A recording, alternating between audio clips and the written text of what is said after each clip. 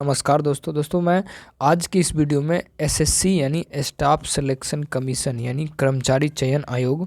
इससे पहले के वीडियो में हमने जो है एसएससी सीजीएल के प्रीवियस ईयर क्वेश्चन में सेक्शन 1 जो है देख लिया था। सेक्शन 1 में जो है हिस्ट्री था और उस हिस्ट्री में एंशिएंट हिस्ट्री, मेडाइवल हिस्ट्री और मॉडर्न हिस्ट्री जो उसमें सम्मिलित था, यानी प्राचीन इतिहास, मध्यकालीन इतिहास और आधुनिक इतिहास जो था वो क्लियर था।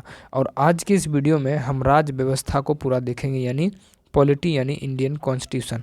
आप एसएससी के कोई भी एग्ज़ाम्स यदि आप देने वाले हों, चाहे वो एसएससी सीजीएल हो, एमटीएस हो, एसएससी सीजीएल, सीपीओ हो या एसएससी जीडी हो या एमटीएस हो, किसी भी तरीके का एग्ज़ाम हो, तो आप इस वीडियो को देख के जाइएगा। पॉलिटी से आपका क्वेश्चन जो है नहीं छूटेगा, क्योंकि प्रीवियस ईयर क्वेश्चन ही ज़्यादातर एग्ज़ाम में आते हैं। ठीक है, तो आज की इस वीडियो में सेक्शन 2 हम देखेंगे। उसके बाद अगले वीडियो में हम सेक्शन 3 देखेंगे, जिसमें ज्योग्राफी होगा, वर्ल्ड और इंडियन ज्योग्राफी दोनों होगा सम्मिलित। तो इसमें 2 में देखेंगे हम। तो चलिए शुरू करते हैं। तो देखिए, पहला नंबर क्वेश्चन की तरफ हम चलेंगे कि भारत की संविधान सभा की प्रारूप समिति के अध्यक्ष कौन थे। भारत के संविधान सभा की प्रारूप समिति के जो अध्यक्ष थे वो कौन थे। तो ये अध्यक्ष जो थे वो थे doctor BR Ambedkar. Doctor Bhimrao Ambedkar जो थे भारत के प्रारूप समिति के अध्यक्ष थे। अब अगला देखते हैं हम। 1949 में माओ के नेतृत्व में हुई डैश क्रांति के बाद चीनी जनवादी गणराज्य की स्थापना हुई थी। तो कौन सी गणराज्य की स्थापना हुई थी? तो देखिए, यानी और भी है आगे। ठीक है, 1 मिनट, इसका क्वेश्चन ओ ठीक है, यानी साम्यवादी। फिर से हम क्वेश्चन को देख लेते हैं थोड़ा। 1949 में माओ के नेतृत्व में हुई डैश की क्रांति के बाद चीनी जनवादी गणराज्य की स्थापना हुई थी। यानी कौन सी गणराज्य की स्थापना हुई थी? साम्यवादी। 1949 में माओ के नेतृत्व में साम्यवादी गणराज्य की स्थापना किया गया था। अब हम देखते हैं अगला क्वेश्चन। मार्गदर्शन के नेतृत्व के लिए उद्देश्य संकल्प का आंदोलन प्रारंभ डैश द्वारा किया गया था। यानी मार्गदर्शन संविधान सभा यानी सभा के विचार विमर्श के लिए मार्गदर्शन करने के लिए उद्देश्य संकल्प आंदोलन प्रारंभ डैश द्वारा किया गया था। किनके द्वारा? तो उद्देश्य संकल्प आंदोलन किनके द्वारा किया गया था? बस इतना याद रखना है। तो ये किया गया था जवाहरलाल नेहरू के द्वारा। संविधान सभा के पहले अस्थायी अध्यक्ष कौन थे? संविधान सभा के पहले अस्थायी अध्यक्ष कौन थे? तो अस्थायी अध्यक्ष कौन थे? तो ये जो थे डॉक्टर सच्चिदानंद सिन्हा जी थे। डॉक्टर सच्चिदानंद सिन्हा अस्थायी अध्यक्ष। और अस्थायी अध्यक्ष बोलेगा तब डॉक्टर राजेंद्र प्रसाद, अस्थायी यदि बोलेगा तो सच्चिदानंद सिन्हा। भारत का संविधान दिवस डैश को आता है। भारत का संविधान दिवस डैश को आता है। यानी संविधान दिवस कब मनाया जाता है? संविधान दिवस जो है 26 नवंबर को। भारत का संविधान दिवस 26 नवंबर को आता है। 26 नवंबर को आता है। भारत के संविधान का गठन डैश द्वारा किया गया था। यानी भारत का जो संविधान है वो गठन जो है किसके द्वारा किया गया था? संविधान सभा के द्वारा। भारत के संविधान का गठन संविधान सभा के द्वारा, यानी ऑप्शन नंबर A के द्वारा। भारत के संविधान सभा का गठन विधानसभा के द्वारा किया गया था। मसौदा आयोग ने भारतीय संविधान को किस भाषा में लिखा था? यानी मसौदा आयोग ने भारतीय संविधान को किस भाषा में लिखा था? यानी कौन से भाषा में मसौदा आयोग ने लिखा था? तो अंग्रेजी और हिंदी भाषा में मसौदा आयोग ने भारतीय संविधान को किस भाषा में लिखा? तो अंग्रेजी और हिंदी में। आगे भारतीय संविधान डैश को अस्तित्व में आया था। यानी भारतीय संविधान जो है अस्तित्व में कब आया था? तो भारत का जो संविधान है वो 26 जनवरी 1950 को अस्तित्व में आया था। अब देखते हैं अगला क्वेश्चन। तो देखिए, अलग भारतीय संविधान की राज्य के नीति निर्देशक सिद्धांत विचार किसके संविधान से लिया गया था? यानी नीति निर्देशक जो सिद्धांत है वो कहाँ के संविधान से लिया गया था? तो ये जो लिया गया था आयरलैंड के संविधान से। नीति निर्देशक सिद्धांत का विचार किस किसके संविधान से लिया गया था? तो आयरलैंड के संविधान से लिया गया था। कौन से संविधान से राज्य के नीति विषयक निर्देशक तत्व अपनाए गए थे? यानी कौन से संविधान से राज्य के नीति विषयक निर्देश सिद्धांत को अपनाया गया था? तो आयरिश संविधान, आयरिश का संविधान। यानी राज्य के नीति निर्देशक सिद्धांत को कहाँ से लिया गया था? तो आयरलैंड से, यानी आयरिश के संविधान से लिया गया था। भारतीय संविधान में उल्लेखित स्वतंत्रता, समानता और बंधुत्व की संकल्पना किससे प्रेरित है? भारतीय संविधान में उल्लेखित स्वतंत्रता, समानता और बंधुत्व की संकल्पना जो है किससे प्रेरित है? तो फ्रांस के क्रांति से संबंधित है, यानी फ्रांस के संविधान से। भारतीय संविधान में उल्लेखित स्वतंत्रता, समानता और बंधुत्व की संकल्पना किससे जो प्रेरित है? तो फ्रांस के संविधान से। स्वतंत्रता, समानता और बंधुत्व किससे संबंधित है? तो फ्रांस के संविधान से। निम्नलिखित में से किससे मौलिक कर्तव्यों को अपनाया गया है? यानी मौलिक जो कर्तव्य है, मौलिक कर्तव्यों को किसके संविधान से अपनाया गया है? तो ये अपनाया गया है यूएसएसआर, यानी मौलिक कर्तव्य है तो रसिया के संविधान से, रूस के संविधान से अपनाया गया है। यानी यूएसएसआर कॉन्स्टिट्यूशन। मौलिक कर्तव्य को कहाँ से अपनाया गया? तो यूएसएसआर के संविधान से। भारतीय संविधान में मौलिक अधिकारों, भारतीय संविधान में मौलिक अधिकारों की सूची, भारतीय संविधान में मौलिक अधिकारों की सूची कहाँ के संविधान से लिया गया है? डैश के संविधान से लिया गया। तो मौलिक अधिकार की यदि बात करें तो अमेरिका के संविधान से। मौलिक अधिकार अमेरिका के संविधान से लिया गया। मौलिक अधिकारों की सूची, भारतीय संविधान में मौलिक अधिकारों की सूची, अधिकारों की सूची कहाँ से लिया गया? तो अमेरिका के संविधान से, अमेरिका के संविधान से। भारत के संविधान में न्यायिक पुनरावलोकन की शक्ति और न्यायपालिका की स्वतंत्रता का संविधान कहाँ से लिया गया? तो भारत संविधान में न्यायिक पुनरावलोकन की शक्ति और न्यायपालिका की स्वतंत्रता किसके संविधान से लिया गया? तो ये जो है अमेरिका के संविधान से, यूनाइटेड स्टेट्स के संविधान से लिया गया है। भारतीय संविधान में स्वतंत्रता, समानता और बंधुत्व, भारतीय संविधान में स्वतंत्रता, समानता और बंधुत्व के सिद्धांत कहाँ के संविधान से लिया गया? तो स्वतंत्रता, समानता और बंधुत्व कहाँ से लिया गया? तो ये जो है फ्रांस की क्रांति से लिया गया है। फ्रांस के क्रांति से लिया गया है। स्वतंत्रता, समानता और बंधुत्व के सिद्धांत को कहाँ से लिया गया? तो फ्रांस के संविधान से, फ्रांस के संविधान से। भारतीय संविधान में निहित शक्तियाँ, भारतीय संविधान में निहित शक्तियों का सिद्धांत कहाँ के संविधान से लिया गया? भारतीय संविधान में निहित शक्तियों का सिद्धांत कहाँ के संविधान से लिया गया है? ये जो है कनाडा के संविधान से लिया गया है। कहाँ के संविधान से? तो कनाडा के संविधान से लिया गया है। भारतीय संविधान में राज्य के नीति निर्देशक तत्व किस संविधान से लिया गया? तो राज्य के जो नीति निर्देशक तत्व जो है वो जो है आयरलैंड के संविधान से लिया गया, आयरलैंड। भारत के संविधान में सर्वाधिक मत के आधार पर चुनाव में जीत का फैसला डैश संविधान से लिया गया। यानी भारत के संविधान में सर्वाधिक मत के आधार पर चुनाव में जीत का फैसला कहाँ से लिया गया? तो ये जो है ब्रिटिश से लिया गया है, ब्रिटिश के संविधान से लिया गया।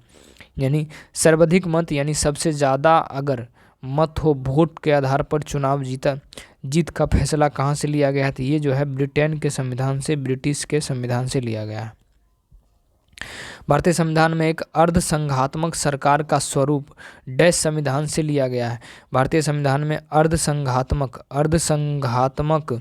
सरकार का स्वरूप कहाँ के संविधान से लिया गया है? तो कनाडा का संविधान से। अर्धसंघात्मक कहाँ से लिया गया है? तो कनाडा का संविधान से।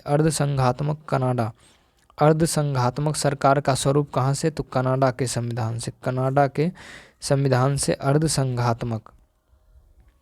भारतीय संविधान में विधायिका में अध्यक्ष पद और उनकी भूमिका कहाँ के संविधान से लिया गया? भारतीय संविधान में अध्यक्ष पद और उनकी भूमिका कहाँ के संविधान से लिया गया है? तो ये जो है ब्रिटेन के संविधान से लिया गया है।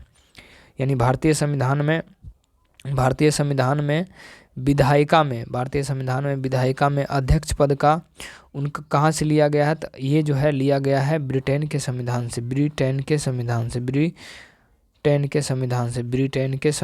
लिया गया है।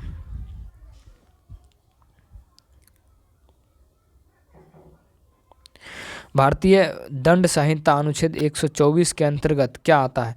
भारतीय दंड संहिता अनुच्छेद 124 के ए के अंतर्गत क्या आता है? ये जो है राजद्रोह आता है, राजद्रोह। राजद्रोह भारतीय दंड संहिता अनुच्छेद 124 के अंतर्गत क्या आता है? तो 124 के अंतर्गत जो है राजद्रोह आता है। राजद्रोह किसके अंतर्गत आता है? तो अनुच्छेद 124 के ए में जो है राजद्रोह आता है। भारतीय संविधान का निम्नलिखित में से कौन सा अनुच्छेद विधि के समक्ष समानता के अधिकार से संबंधित है? यानी विधि के समक्ष समानता के अधिकार से संबंधित कौन सा अनुच्छेद होगा? ये जो हो जाएगा अनुच्छेद 1। भारतीय संविधान में निम्नलिखित में से कौन सा अनुच्छेद विधि के समक्ष यानी कानून के समक्ष समानता का अधिकार है? तो अनुच्छेद 14। अनुच्छेद 14 जो है विधि के समक्ष समानता या कानून के समक्ष समानता का अधिकार है, अनुच्छेद 14। एसएससी सीजीएल टायर 1 2016 में पूछा गया प्रश्न है ये। निम्नलिखित में से किस एक्ट ने मुसलमानों के लिए अलग मतदाताओं यानी सामुदायिक प्रतिक्रिया को पेश किया था? निम्नलिखित में से किस एक्ट ने मुसलमानों के लिए अलग मतदाताओं की पेशकश किया था? तो किसने किया था? तो एक्ट 1909। एक्ट 1909 निम्नलिखित में से यानी कौन से एक्ट ने मुसलमानों के लिए एक अलग मतदाता स्वरूप बनाया था? तो 1909 के एक्ट ने, 1909 के एक्ट, 1909 के एक्ट। निम्नलिखित में से किस अनुच्छेद की कार्य प्रणाली के तहत भारतीय संविधान में संशोधन किया गया? यानी निम्नलिखित में से किस अनुच्छेद के कार्य प्रणाली के तहत भारतीय संविधान में संशोधन? तो भारतीय संविधान में जो संशोधन है कार्य प्रणाली में 368 में है, 368। संशोधन कितना में है? तो 368 में संशोधन है, 368 में। संशोधन कितना में है? 368 में है संशोधन, 368 में है संशोधन, 368 में संशोधन है, 368 यानी बी नंबर। निवारक निरोध अधिनियम, निवारक निरोध अधिनियम यानी प्रिवेंटिव डिटेंशन एक्ट द्वारा क्या रोका जा सकता है? निवारक निरोध अधिनियम प्रिवेंटिव डिटेक्शन एक्ट द्वारा जो है क्या रोका जा सकता है? तो ये जो है आज़ादी का हक रोका जा सकता है, आज़ादी का हक रोका जा सकता है निवारक निरोध अधिनियम के द्वारा। निवारक निरोध अधिनियम के द्वारा क्या रोका जा सकता है? तो ये जो है आज़ादी का हक जो है रोका जा सकता है निवारक निरोध के एक्ट के द्वारा यानी अधिनियम के द्वारा। निम्नलिखित में से किस अनुसूची में असम, मेघालय, त्रिपुरा और मिजोरम के 4 पूर्वोत्तर राज्यों में जनजातीय क्षेत्रों के प्रशासन का विशेष प्रावधान है? निम्नलिखित में से किस अनुसूची में असम, मेघालय, त्रिपुरा और मिजोरम के 4 पूर्वोत्तर राज्यों में जनजातीय क्षेत्रों के प्रशासन का विशेष प्रावधान है? ये जो है 6ठी अनुसूची में, यानी 6वीं अनुसूची में असम, मेघालय, त्रिपुरा और मिजोरम, असम, मेघालय, त्रिपुरा और मिजोरम के 4 पूर्वोत्तर राज्यों में जनजातीय क्षेत्रों का प्रशासन का विशेष प्रावधान किसमें है? तो 6वीं अनुसूची में है, 6वीं अनुसूची में असम, मेघालय, त्रिपुरा और मिजोरम। भारतीय संविधान की 7वीं अनुसूची किससे संबंधित है? यानी भारतीय संविधान की जो 7वीं अनुसूची है वो जो है किससे संबंधित है? 7वीं अनुसूची किससे संबंधित है? तो ये जो है 7वीं अनुसूची संबंधित है संघ और राज्यों के बीच शक्ति का वितरण। संघ और राज्यों यानी केंद्र सरकार और राज्यों के बीच जो शक्ति का जो वितरण है वो अनुच्छेद कितना में है? ये अनुसूची कितना में है? तो अनुसूची 7 में है। अनुसूची 7 में जो है भारतीय संविधान के 7वीं अनुसूची में संघ और राज्यों के बीच शक्ति का बंटवारा। निम्नलिखित में से किसकी स्थापना भारतीय संविधान के अनुच्छेद के अधीन निश्चित उपबंध के अनुसार किया गया? भारतीय संविधान यानी निम्नलिखित में से किसकी स्थापना भारतीय संविधान के अनुच्छेद के अधीन निश्चित उपबंध के अनुसार किया गया है?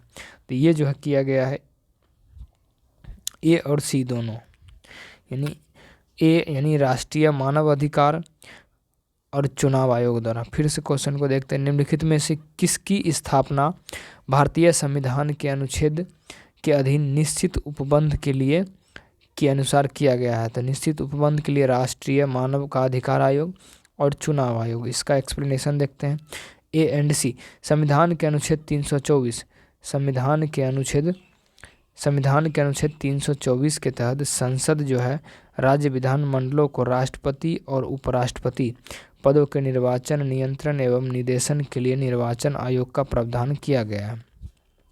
अनुच्छेद 315 के अनुसार संघ लोक सेवा आयोग तथा राज्य के लिए राज्य लोक सेवा आयोग का प्रावधान है। अतः स्पष्ट है विकल्प जो है कौन सा सही होगा, विकल्प जो है बी सही होगा। विकल्प कौन सा सही होगा, विकल्प बी जो है सही होगा, विकल्प बी होगा। विकल्प कौन होगा, बी जो है एकदम सही होगा। भारतीय संविधान में कितनी अनुसूचियां हैं? भारतीय संविधान में अनुसूचियों की संख्या कितनी है? तो भारतीय संविधान में टोटल 12 अनुसूची है। कितना अनुसूची है? 12 अनुसूची है।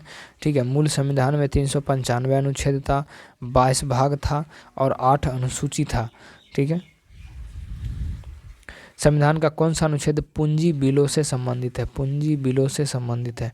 संविधान का कौन सा अनुच्छेद पूंजी बिलों से संबंधित है? तो अनुच्छेद 110। अनुच्छेद 110 किससे संबंधित है? तो अनुच्छेद 110 जो है पूंजी बिलों से संबंधित है, यार आर्टिकल 110। अब देखते हैं अगला क्वेश्चन हम। भारतीय संविधान के अनुच्छेद 24 भारतीय संविधान के अनुच्छेद 24 कारखानों आदि में बच्चों को रोजगार पर निषेध किससे संबंधित है? यानी भारतीय संविधान में के अनुच्छेद 24 कारखानों आदि में बच्चों के रोजगार पर निषेध किससे संबंधित है? तो किससे संबंधित है? भारतीय नागरिक के मौलिक अधिकार, भारतीय नागरिक के मौलिक अधिकार से संबंधित। भारतीय नागरिक के मौलिक अधिकार, भारतीय नागरिक के मौलिक अधिकार, भारतीय नागरिक के मौलिक अधिकार, भारतीय नागरिक के मौलिक अधिकार से संबंधित है। भारतीय संविधान के अनुच्छेद 20 भारतीय संविधान के अनुच्छेद 20 भारतीय संविधान के अनुच्छेद 20 भारतीय संविधान का अनुच्छेद 20 दोष सिद्धि के संबंध में अपराधों के लिए संरक्षण किससे संबंधित? भारतीय संविधान का अनुच्छेद 20 भारतीय संविधान का अनुच्छेद कितना? अनुच्छेद 20 दोष सिद्धि के संबंध में अपराधों के लिए संरक्षण किससे संबंधित है? तो अपराधों के लिए जो संरक्षण संबंधित है वो है भारतीय नागरिक के मौलिक अधिकार से रिलेटेड। ठीक है। फिर से देखते हैं। भारतीय संविधान के अनुच्छेद 20 दोष सिद्धि के संबंध में अपराधों के लिए संरक्षण, यानी अपराधी को भी संरक्षण दिया जाता है। ठीक है। भारतीय संविधान के अनुच्छेद 228 भारतीय संविधान के अनुच्छेद 228 क्या है? तो कुछ मामलों का उच्च न्यायालय में स्थानांतरण किससे संबंधित है? तो ये जो है राज्य सरकार से संबंधित। भारतीय संविधान के अनुच्छेद 228 कुछ मामलों का उच्च न्यायालय में स्थानांतरण, तो राज्य सरकार से संबंधित। राज्य सरकार किससे संबंधित है? तो राज्य सरकार से, ना कि केंद्र सरकार से। भारतीय संविधान के अनुच्छेद 134 के ए भारतीय संविधान के अनुच्छेद 134 के ए सुप्रीम कोर्ट में अपील के लिए प्रमाण पत्र किससे संबंधित है? यानी भारतीय संविधान में अनुच्छेद 134 के ए सुप्रीम कोर्ट में अपील के लिए प्रमाण पत्र किससे संबंधित है? तो ये जो है संबंधित है ए नंबर से, ए यानी केंद्र सरकार से। भारतीय संविधान में अनुच्छेद 134 भारतीय संविधान में अनुच्छेद 134 सुप्रीम कोर्ट में अपील के लिए प्रमाण पत्र किससे संबंधित है? तो ये जो है केंद्र सरकार से, केंद्र सरकार से। इससे पहले क्या था? अनुच्छेद 228 कुछ मामलों में उच्च न्यायालय में स्थानांतरण है, तो राज्य सरकार। भारतीय संविधान के अनुच्छेद 173 भारतीय संविधान के अनुच्छेद 173 राज्य विधानमंडल की सदस्यता के लिए योग्यता किससे संबंधित है? भारतीय संविधान के अनुच्छेद 173 भारतीय संविधान के अनुच्छेद 173 राज्य विधानमंडल की सदस्यता के लिए योग्यता किससे संबंधित है? तो योग्यता जो है राज्य सरकार के लिए, यानी 173 अनुच्छेद 173 राज्य विधानमंडल के सदस्यता के लिए योग्यता किससे संबंधित है? तो राज्य सरकार के लिए संबंधित है, राज्य सरकार के लिए संबंधित है। कौन सा अनुच्छेद प्रत्येक नागरिक के मौलिक कर्तव्यों का निर्देशित करता है? कौन सा अनुच्छेद प्रत्येक नागरिक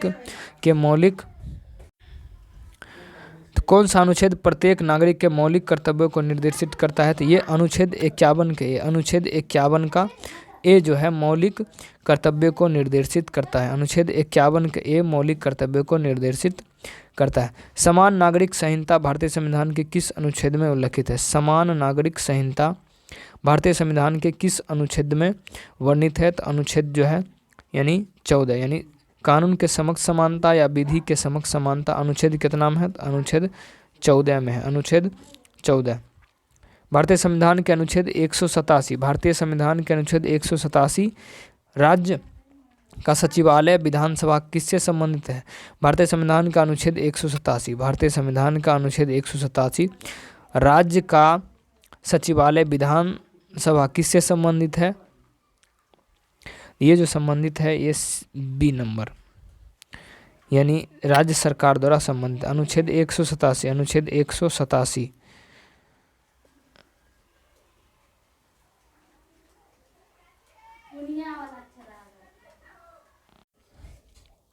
भारतीय संविधान के अनुच्छेद 31C निश्चित निर्देशक सिद्धांतों को प्रभावी करने के लिए कानूनों का संरक्षण किससे संबंधित है? तो कानूनों का संरक्षण है भारतीय नागरिक के मौलिक अधिकार, भारतीय नागरिक के मौलिक अधिकार, यानी अनुच्छेद 31C निश्चित सिद्धांतों को प्रभावी करने के लिए कानून का संरक्षण किससे संबंधित है? तो भारतीय नागरिक के मौलिक अधिकार, भारतीय नागरिक के मौलिक अधिकार। भारतीय संविधान के अनुच्छेद 27, भारतीय संविधान के अनुच्छेद 27 किसी भी धर्म विशेष को बढ़ावा देने के लिए करों के भुगतान के रूप में स्वतंत्रता किससे संबंधित है? भारतीय संविधान के अनुच्छेद 27, भारतीय संविधान के अनुच्छेद 27 किसी भी धर्म विशेष को बढ़ावा देने के लिए करों के भुगतान के रूप में स्वतंत्रता किससे संबंधित है? तो ये जो है भारतीय नागरिक के मौलिक अधिकार से संबंधित है। भारतीय नागरिक के मौलिक अधिकार, भारतीय नागरिक के मौलिक अधिकार से संबंधित है, भारतीय नागरिक के मौलिक अधिकार से संबंधित है। भारतीय संविधान के अनुच्छेद 222, भारतीय संविधान के अनुच्छेद 222, भारतीय संविधान के अनुच्छेद 222 एक न्यायाधीश का एक उच्च न्यायालय से दूसरे में स्थानांतरित किससे संबंधित है? एक न्यायाधीश का एक उच्च न्यायालय से दूसरे स्थानांतरित करने का संबंधित किससे है? तो ये जो संबंधित है ऑप्शन नंबर ए, केंद्र सरकार से संबंधित है, केंद्र सरकार से, केंद्र सरकार से, केंद्र सरकार, केंद्र सरकार, केंद्र सरकार। किस अनुच्छेद के तहत भारत के संघ लोक सेवा आयोग की स्थापना किया गया था? यानी किस अनुच्छेद के तहत भारत के संघ लोक सेवा आयोग का गठन किया गया था? तो ये किया गया था 315 के तहत, 315 के तहत। भारत के संघ लोक सेवा आयोग का गठन किस अनुच्छेद के तहत? 315 के तहत संघ लोक सेवा आयोग का गठन किया गया था। भारतीय संविधान के अनुच्छेद 48 के ए, अनुच्छेद 48 के ए पर्यावरण का संरक्षण और सुधार, वन और वन्यजीव की सुरक्षा जो है किससे संबंधित है?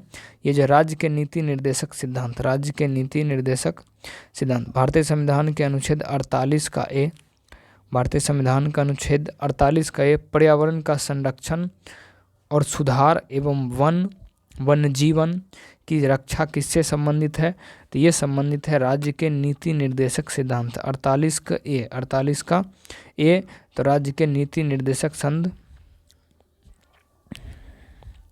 किस अनुच्छेद के तहत भारतवर्ष में 1975 में आपातकाल घोषित किया गया था? किस अनुच्छेद के तहत भारतवर्ष में 1975 में आपातकाल किया गया था? तो अनुच्छेद 352, अनुच्छेद 352, अनुच्छेद 352 के तहत भारत में 1975 में आपातकाल की घोषणा किया गया था। आपातकाल का घोषणा किया गया था अनुच्छेद 352 के तहत।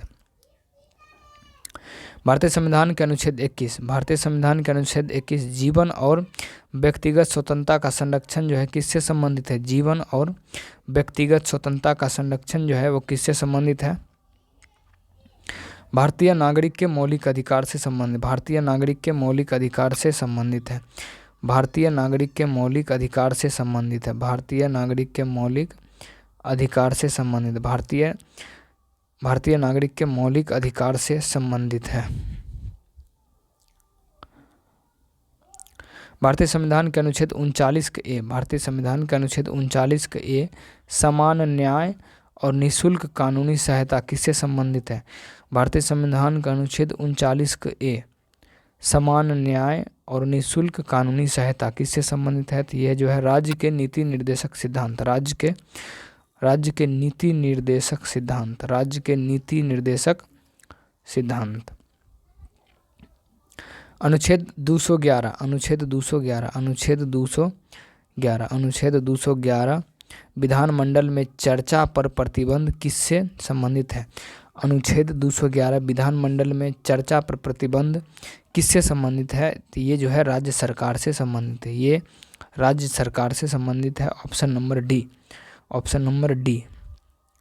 भारतीय संविधान के अनुच्छेद 41, भारतीय संविधान के अनुच्छेद 41 कुछ मामलों में काम, शिक्षा, सार्वजनिक सहायता प्राप्त करने का अधिकार किससे है?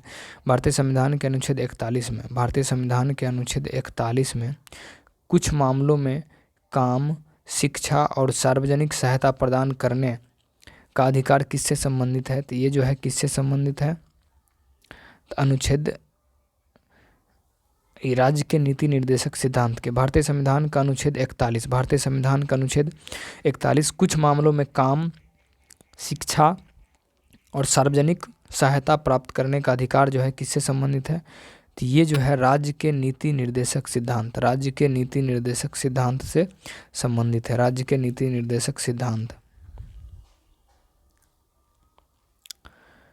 भारतीय संविधान के अनुच्छेद 32, भारतीय संविधान के अनुच्छेद 32 इस भाग द्वारा प्रदत्त अधिकारों के प्रवर्तन के लिए उपचार किससे संबंधित है? उपचार जो है किससे संबंधित है? तो भारत के नागरिक के मौलिक अधिकार, भारतीय नागरिक के मौलिक अधिकार। भारतीय संविधान के अनुच्छेद 32 इस भाग द्वारा प्रदत्त अधिकारों के प्रवर्तन के लिए उपचार जो है किससे संबंधित है? तो ये जो है भारतीय नागरिक के मौलिक अधिकार, भारत के नागरिक के मौलिक अधिकार, भारतीय नागरिक के मौलिक अधिकार से संबंधित, भारतीय नागरिक के मौलिक अधिकार से संबंधित है अनुच्छेद 32।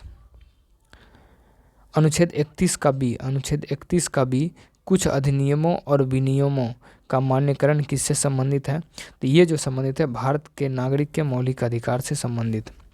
फिर से देखते हैं, भारतीय संविधान के अनुच्छेद 31 बी कुछ अधिनियमों और विनियमों का मान्यकरण किससे संबंधित है?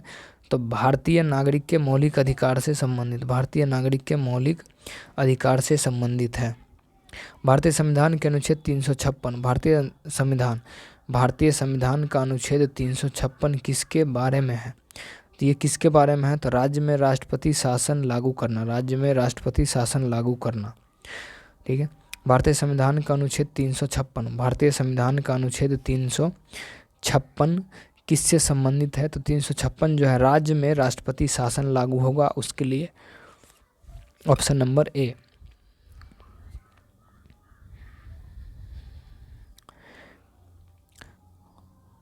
भारतीय संविधान का अनुच्छेद 19, भारतीय संविधान का अनुच्छेद कितना? भारतीय संविधान का अनुच्छेद 19 जो है बोलने आदि की स्वतंत्रता से संबंधित है। कुछ अधिकारों का संरक्षण किससे संबंधित है? तो ये जो है किससे संबंधित है? ये जो है भारतीय नागरिक के मौलिक अधिकार से संबंधित है। अनुच्छेद 19 जो है fundamental rights of the Indian citizen यानी भारतीय नागरिक के मौलिक अधिकार से संबंधित है। कौन? अनुच्छेद 19। भारतीय संविधान का अनुच्छेद 343, तो भारतीय संविधान के अनुच्छेद 343 जो है किसके बारे में दिया गया? भारतीय संविधान का अनुच्छेद 343 किसके बारे में है? तो किसके बारे में है? तो ये जो है कार्यालय भाषा के रूप में हिंदी, कार्यालय भाषा के रूप में यानी कार्यकारी भाषा के रूप में किसमें बोला गया? तो अनुच्छेद 343 में। अब वो कार्यकारी भाषा क्या होनी चाहिए? तो हिंदी। भारतीय संविधान के अनुच्छेद 43 का ए, भारतीय संविधान का अनुच्छेद 43 के ए उद्योगों के प्रबंधन में श्रमिकों की भागीदारी किससे संबंधित है? श्रमिकों की जो भागीदारी है वो किससे संबंधित है? तो राज्य के नीति निर्देशक सिद्धांत से। भारतीय संविधान के अनुच्छेद 43, भारतीय संविधान के अनुच्छेद 43 के ए उद्योगों के प्रबंधन में श्रमिकों की भागीदारी किससे संबंधित है? 43 जो है राज्य के नीति निर्देशक सिद्धांत से संबंधित है, राज्य के नीति निर्देशक सिद्धांत से।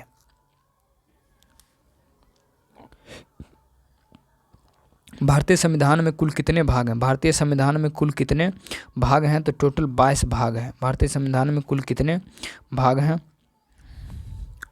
ये जो है कितने भाग हैं? तो 22 भाग हैं। ऑप्शन ही गायब है। भारतीय संविधान में कुल कितने भाग हैं? तो 22 भाग होने चाहिए, ना कि 32। निम्नलिखित में से कौन सा विषय संघ सूची में शामिल है? तो संघ सूची में कौन सा विषय जो है वो शामिल है? तो ये जो है बंदरगाह। बंदरगाह जो है संघ सूची का एक विषय है। बंदरगाह संघ सूची का विषय। निम्नलिखित में से कौन सा विषय संघ सूची में शामिल है? तो भूमि संघ सूची का नहीं, राज्य सूची का विषय। कृषि राज्य सूची का, और शराब। यानी संघ सूची का जो विषय है वो है पोर्ट्स यानी बंदरगाह। भारत में किस प्रकार की लोकतंत्र व्यवस्था है? भारत में किस प्रकार की लोकतंत्र व्यवस्था है? तो प्रतिनिधियों का लोकतंत्र की व्यवस्था यानी रिप्रेजेंटेटिव। भारत में किस प्रकार का लोकतंत्र है? तो प्रतिनिधियों का लोकतंत्र। भारत में किस प्रकार का लोकतंत्र की व्यवस्था है? तो प्रतिनिधियों का व्यवस्था है। भारतीय संविधान का प्राधिकरण नित कौन है? भारतीय संविधान में प्राधिकरण नित कौन है? तो ये जो है भारत के लोग। भारत में प्राधिकरण कौन है? तो ये जो है भारत के लोग। हमारे संविधान के अनुसार भारत एक क्या है? तो एक धर्मनिरपेक्ष राष्ट्र है। हमारे संविधान के अनुसार भारत एक क्या है? तो धर्मनिरपेक्ष राष्ट्र है। हमारे संविधान के अनुसार भारत एक धर्मनिरपेक्ष राष्ट्र। भारतीय संविधान ने भारत को निम्नलिखित में से डैश को छोड़कर बाकी सभी होना घोषित किया था। किसे छोड़कर? तो साम्यवादी को छोड़कर। भारतीय संविधान ने साम्यवादी को छोड़कर बाकी सभी होना घोषित किया, यानी प्रजातांत्रिक गणराज्य होना चाहिए, समाजवादी और धर्मनिरपेक्ष, लेकिन साम्यवादी कम्युनिस्ट नहीं होना चाहा। निम्नलिखित में से भारतीय संविधान गारंटी नहीं देता है। निम्नलिखित में से ऐसा क्या है जो भारतीय संविधान जो उसकी गारंटी नहीं देता है? धार्मिक आज़ादी ये देता है, समानता का हक ये भी देता है, संवैधानिक उपचार का हक ये भी, यानी सभी को शिक्षा का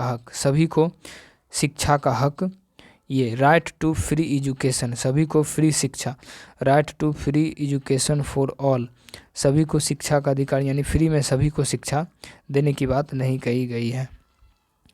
भारतीय नागरिकता किसके द्वारा दी जाती है? भारतीय नागरिकता जो है किसके द्वारा दिया जाता है? तो ये जो है दिया जाता है गृह मंत्रालय, नहीं, भारत के राष्ट्रपति के द्वारा। भारतीय नागरिकता किसके द्वारा दिया जाता है? तो भारत के राष्ट्रपति के द्वारा जो है नागरिकता दिया जाता है, यानी ऑप्शन नंबर बी। लोकसभा के अध्यक्ष डैश वर्ष की अधिकतम अवधि के लिए कार्य करता है।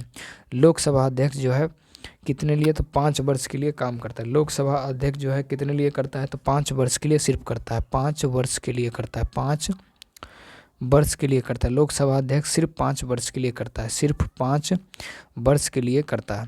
संविधान का कौन सा अनुच्छेद मूल कर्तव्यों से संबंधित है? संविधान का कौन सा अनुच्छेद जो है वो जो है मूल कर्तव्यों से संबंधित है? तो 51 का ए। संविधान का अनुच्छेद 51 का ए जो है मूल कर्तव्यों से संबंधित है। संविधान का अनुच्छेद 51 का ए मूल कर्तव्यों से संबंधित है। हमारे देश में शिक्षा का अधिकार एक कैसा अधिकार है? हमारे देश में शिक्षा का अधिकार एक मूलभूत अधिकार है। हमारे देश में शिक्षा का अधिकार एक कैसा अधिकार है? तो मूलभूत अधिकार है। हमारे देश में शिक्षा का अधिकार एक मूलभूत अधिकार है। हमारे देश में शिक्षा का अधिकार कैसा अधिकार है? तो मूलभूत अधिकार है।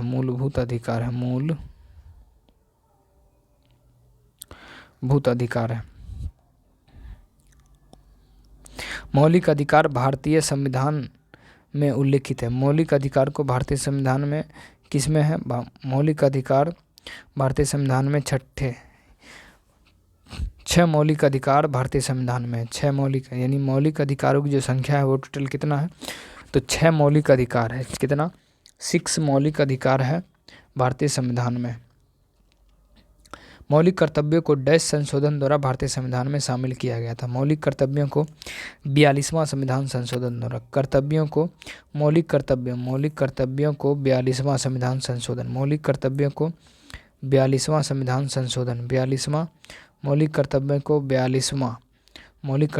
42वां संविधान संशोधन द्वारा भारतीय संविधान में शामिल किया गया था। 42वां संविधान संशोधन द्वारा जो है शामिल किया गया था। कौन सा मौलिक अधिकार 44वें संशोधन द्वारा समाप्त कर दिया जाता है? कौन सा मौलिक अधिकार 44वें संविधान संशोधन द्वारा समाप्त कर दिया जाता है? संपत्ति के अधिकार, राइट टू प्रॉपर्टी, संपत्ति के अधिकार को 44वें संविधान संशोधन द्वारा इसे समाप्त कर दिया जाता है। Option number A. भारत में कहीं भी आने जाने की स्वतंत्रता का मौलिक अधिकार किस प्रकार का अधिकार है? भारत में कहीं भी आने जाने का स्वतंत्रता का अधिकार यानी मौलिक अधिकार जो है वो किस प्रकार का अधिकार है? ये जो है स्वतंत्रता का अधिकार एवं व्यक्तिगत स्वतंत्रता, समानता का अधिकार, स्वतंत्रता का अधिकार एवं व्यक्तिगत स्वतंत्रता। Option number B. ठीक है, कहीं भी आने जाने स्वतंत्रता का मूल अधिकार कहाँ था? तो स्वतंत्रता का अधिकार। भारतीय संविधान में मौलिक अधिकारों को अनुसार छुआछूत की समाप्ति किया गया था। अनुच्छेद कितना में? भारतीय संविधान में मौलिक अधिकारों के अनुसार छुआछूत की समाप्ति किया गया था। ये किया गया था समता का अधिकार, समानता एंड राइट टू इक्वलिटी, समानता का अधिकार के तहत छुआछूत की भावना को समाप्त किया गया था। पंचायती राज व्यवस्था में एक मध्यवर्ती स्तर कौन सा है? पंचायती राज व्यवस्था में एक मध्यवर्ती स्तर जिसे डैश के रूप में जाना जाता है, जिसे किसके रूप में जाना जाता है? तो पंचायती राज व्यवस्था में एक मध्यवर्ती स्तर जिसे पंचायत समिति के रूप में जाना जाता है। पंचायत समिति के रूप में जाना जाता है। पंचायती राज व्यवस्था में एक मध्यवर्ती स्तर जिसे पंचायत समिति के रूप में जाना जाता है। भारतीय संविधान के मौलिक अधिकारों के अनुसार बंधुआ मजदूर पर जो रोक लगाया गया था वो किनके द्वारा? तो शोषण के विरुद्ध अधिकार के लेकर बंधुआ मजदूर पर जो है रोक लगाया गया था। शोषण के विरुद्ध अधिकार। भारत के राष्ट्रपति के संबंध में निम्नलिखित में से कौन सा कथन सही है? भारत के राष्ट्रपति के संबंध में निम्नलिखित में से कौन सा कथन जो है वो सही है? तो भारत के राष्ट्रपति के संबंध में निम्नलिखित में से कौन सा कथन सही है? तो ये जो हो जाएगा, प्रत्येक वर्ष आरंभ में संसद के प्रथम सत्र को संबोधित करता है? नहीं। ठीक है, प्रत्येक आम चुनाव के पश्चात वह संसद के प्रथम सत्र को संबोधित करता है। Option number B.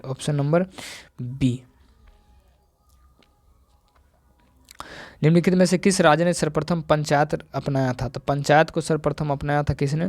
तो राजस्थान ने अपनाया था पंचायत को। नागौर जिले, राजस्थान के किस जिले में? तो नागौर जिले में। निम्नलिखित में से किस राज्य ने सर्वप्रथम पंचायत को अपनाया था? तो राजस्थान ने पंचायत को अपनाया था सर्वप्रथम। राजस्थान ने पंचायत को अपनाया था।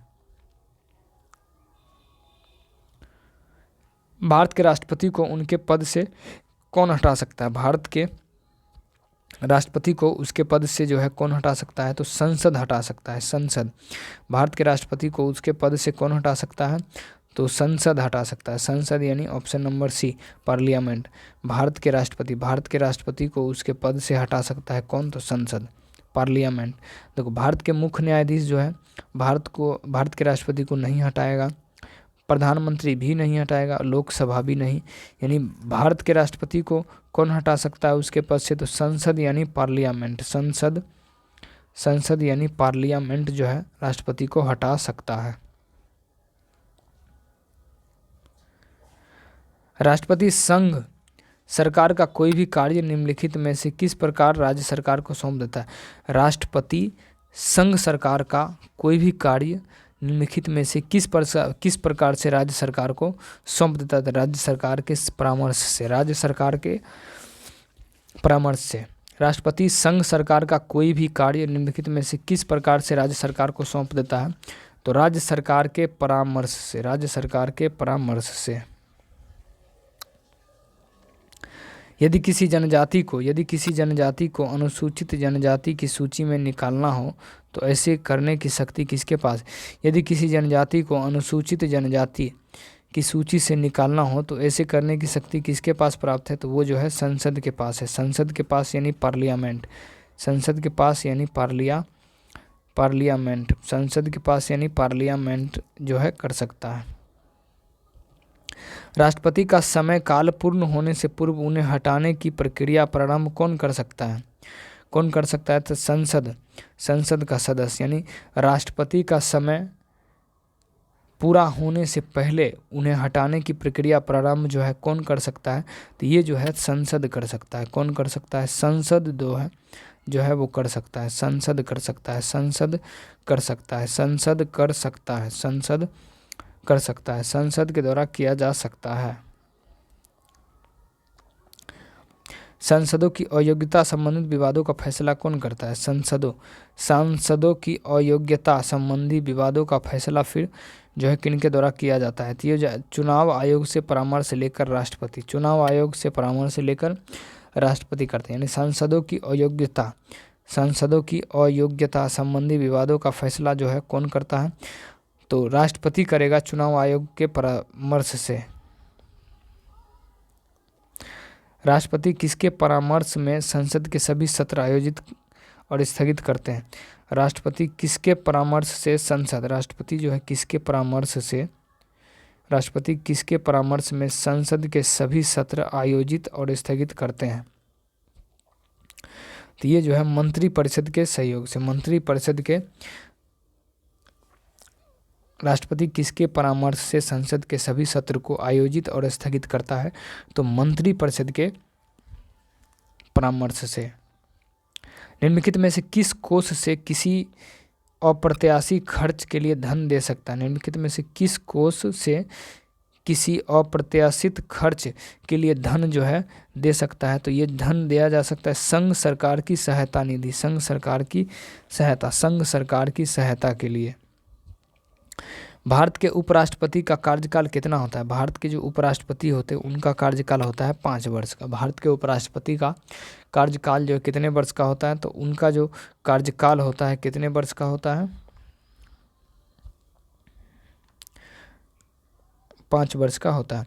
राष्ट्रपति और उपराष्ट्रपति की अनुपस्थिति में राष्ट्रपति के कार्य का निर्वहन कौन करता है? राष्ट्रपति और उपराष्ट्रपति की अनुपस्थिति में राष्ट्रपति के कार्यों का निर्वहन जो है कौन करता है? तो राष्ट्रपति के कार्यों का निर्वहन जो है मुख्य न्यायाधीश करता है। यानी राष्ट्रपति और उपराष्ट्रपति जब अनुपस्थित हो तो राष्ट्रपति का जो है कार्य यानी काम जो है किसके द्वारा संभाला जाता है? तो भारत के मुख्य न्यायाधीश संभालते हैं।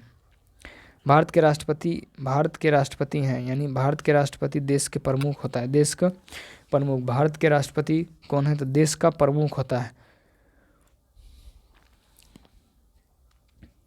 किसी भी दोषी व्यक्ति को क्षमा, अनुदान या उसकी सजा को निलंबन या परिहार करने की शक्ति जो है किसके पास होता है? तो राष्ट्रपति यानी प्रेसिडेंट के पास। किसी भी व्यक्ति को क्षमा, अनुदान या उसकी सजा का निलंबन या परिहार करने की शक्ति जो है किसके पास होता है? तो ये जो होता है राष्ट्रपति के पास होता है। राष्ट्रपति यानी प्रेसिडेंट के पास होता है, प्रेसिडेंट। जब राष्ट्रपति तथा उपराष्ट्रपति के पद पर कोई भी कार्यरत ना हो तब उनके रिक्त स्थान पर राष्ट्रपति के रूप में कौन कार्यरत होगा? जब राष्ट्रपति तथा उपराष्ट्रपति के पद पर कोई भी कार्यरत ना हो तब उनके रिक्त स्थान पर राष्ट्रपति के रूप में कौन जो है काम करेगा? राष्ट्रपति के रूप में कौन कार्य करेगा? भारत के मुख्य न्यायाधीश। यानी राष्ट्रपति जब ना हो तो उनके स्थान पर जो काम करेगा वो करेगा भारत का मुख्य न्यायाधीश। भारत का मुख्य न्यायाधीश राष्ट्रपति के स्थान पर करेगा। द्विसदनीय विधायिका का अर्थ क्या होता है? द्विसदनीय विधायिका का अर्थ जो होता है वो क्या होता है? यानी बायोकैमरल लेजिस्लेचर मीन्स का मतलब जो है मीन्स क्या? यानी द्विसदनीय विधायिका का अर्थ जो है वह क्या होता है? यानी निचली और ऊपरी सदन। द्विसदनीय विधायिका मतलब निचली सदन और ऊपरी सदन। निचली सदन यानी लोकसभा, ऊपरी सदन यानी राज्यसभा। ऊपरी सदन यानी राज्यसभा। भारत के राष्ट्रपति कितने राज्यसभा सदस्यों को मनोनीत करता है? भारत का जो राष्ट्रपति होता है, भारत का राष्ट्रपति कितने राज्यसभा सदस्यों को मनोनीत करता है? तो 12। भारत के राष्ट्रपति कितने राज्यसभा सदस्यों को मनोनीत करता है? तो 12 राज्यसभा सदस्यों को मनोनीत करता है राष्ट्रपति। निम्नलिखित में से किसकी उपस्थिति में राष्ट्रपति शपथ ग्रहण करते हैं? तो किसकी उपस्थिति में राष्ट्रपति शपथ ग्रहण करता है? निम्नलिखित में से किसकी उपस्थिति में राष्ट्रपति अपना शपथ ग्रहण करता है? तो वो भारत के मुख्य न्यायाधीश, भारत के मुख्य न्यायाधीश के रूप में, यानी चीफ जस्टिस ऑफ इंडिया, राष्ट्रपति शपथ ग्रहण करता है। भारत के मुख्य न्यायाधीश, भारत के मुख्य न्यायाधीश। भारत के राष्ट्रपति का प्रतिमाह वेतन जो होता है वो कितना होता है? भारत के राष्ट्रपति का प्रतिमाह वेतन कितना होता है? भारत के राष्ट्रपति के प्रतिमाह वेतन होता है 1.5 लाख से 1.5 लाख रुपया। भारत के राष्ट्रपति का प्रतिमाह वेतन कितना होता है? 1.5 लाख रुपया। 1.5 लाख रुपया। एक महीने का वेतन कितना? तो 1.5 लाख रुपए। निम्नलिखित में से कौन सा अध्यक्षात्मक कार्यपालिका के प्रकार के संदर्भ में औसत्य है? तो औसत्य जो है राष्ट्रपति विधायिका के प्रति जवाबदेही होता है, ये औसत्य, बाकी सब सही है। 6वीं लोकसभा के अध्यक्ष का नाम जो बाद में भारत के राष्ट्रपति बने, 6वीं लोकसभा के अध्यक्ष का नाम जो बाद में भारत में राष्ट्रपति बने थे, तो ये नीलम संजीव रेड्डी, नीलम संजीव रेड्डी, यानी ऑप्शन नंबर ए। तो अब हम देखते हैं आगे के प्रश्न को। राज्यसभा का सदस्य होने के लिए, राज्यसभा के सदस्य होने के लिए किसी भी व्यक्ति की उम्र कितनी होनी चाहिए? राज्यसभा की जो सदस्य हैं वो होने के लिए किसी व्यक्ति की उम्र जो है 30 वर्ष जो है मिनिमम 30 वर्ष होनी चाहिए। राज्यसभा के सदस्यों का चुनाव किसके द्वारा कराया जाता है? राज्यसभा के सदस्यों का चुनाव जो होता है वो किसके द्वारा कराया जाता है? विधानसभा के चुने हुए सदस्यों के द्वारा जो है कराया जाता है। विधानसभा के सदस्य के द्वारा चुने हुए सदस्यों के द्वारा कराया जाता है। यानी राज्यसभा के सदस्यों का चुनाव किसके द्वारा कराया जाता है? तो ये किनके द्वारा? तो विधानसभा के चुने हुए सदस्यों के द्वारा कराया जाता है। विधानसभा के चुने हुए सदस्यों के द्वारा राज्यसभा का चुनाव कराया जाता है। राज्यसभा की कुल संख्या जो होती है वो कितनी होती है? राज्यसभा की कुल तो देखिए, राज्यसभा की जो सदस्यों की कुल जो संख्या होती है वो होती है 250। 250 राज्यसभा के कुल संख्या जो है कितनी होती है? राज्यसभा के कुल संख्या कितनी होती है? तो 250 होता है। 250 राज्यसभा 250। राज्यसभा का सदस्य बनने के लिए न्यूनतम आयु 3 के नीचे कितनी होनी चाहिए? राज्यसभा की सदस्य बनने के लिए न्यूनतम आयु कितनी होनी चाहिए? तो न्यूनतम आयु जो होनी चाहिए वो होनी चाहिए 30 वर्ष। राज्यसभा की सदस्य बनने के लिए न्यूनतम जो आयु होनी चाहिए वो होनी चाहिए 30 वर्ष। 30 वर्ष। राज्यसभा में अधिकतम सदस्यों की संख्या कितनी होती है? राज्यसभा में अधिकतम जो सदस्यों की संख्या होती है वो होती है 250। राज्यसभा में अधिकतम सदस्यों की संख्या होती है 250। 250 होती है राज्यसभा में अधिकतम सदस्यों की संख्या 250। राज्यसभा में अधिकतम सदस्यों की संख्या 250। राज्यसभा में राज्यों और केंद्र शासित प्रदेशों में कुल प्रतिनिधियों की संख्या कितनी होती है? राज्यसभा में राज्यों और केंद्र शासित प्रदेशों से कुल प्रतिनिधियों की संख्या कितनी होती है? कुल प्रतिनिधियों की संख्या कितनी होती है? 238। राज्यसभा में राज्यों यानी स्टेट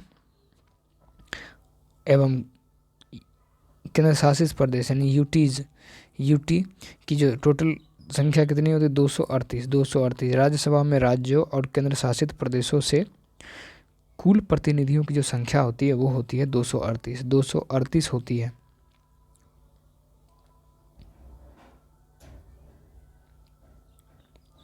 उत्तर प्रदेश के संसदीय सीटों की संख्या कितनी होती है? उत्तर प्रदेश में संसदीय सीटों यानी राज्यसभा की सीटों की संख्या कितनी है उत्तर प्रदेश में? तो राज्यसभा सीटों की संख्या जो है उत्तर प्रदेश में वो है 31। उत्तर प्रदेश में जो राज्यसभा की सीट है वो है 31। राज्यसभा में सीटों की संख्या उत्तर प्रदेश में कितने हैं? तो वो है 31। राज्यसभा सदस्य का कार्यकाल 1.5 वर्षों का होता है। राज्यसभा का सदस्य का कार्यकाल कितने वर्षों का होता है? तो ये होता है 6 वर्षों का।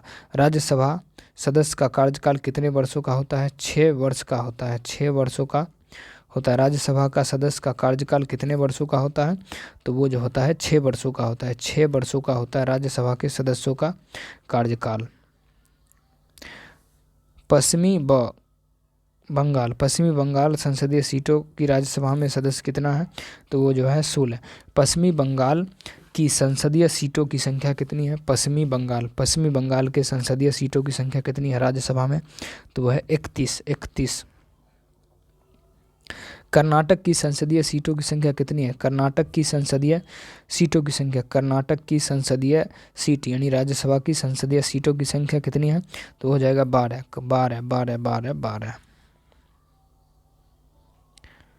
महासचिव राज्यसभा को सहायता प्रदान करता है जिसका पद किसके बराबर होता है? महासचिव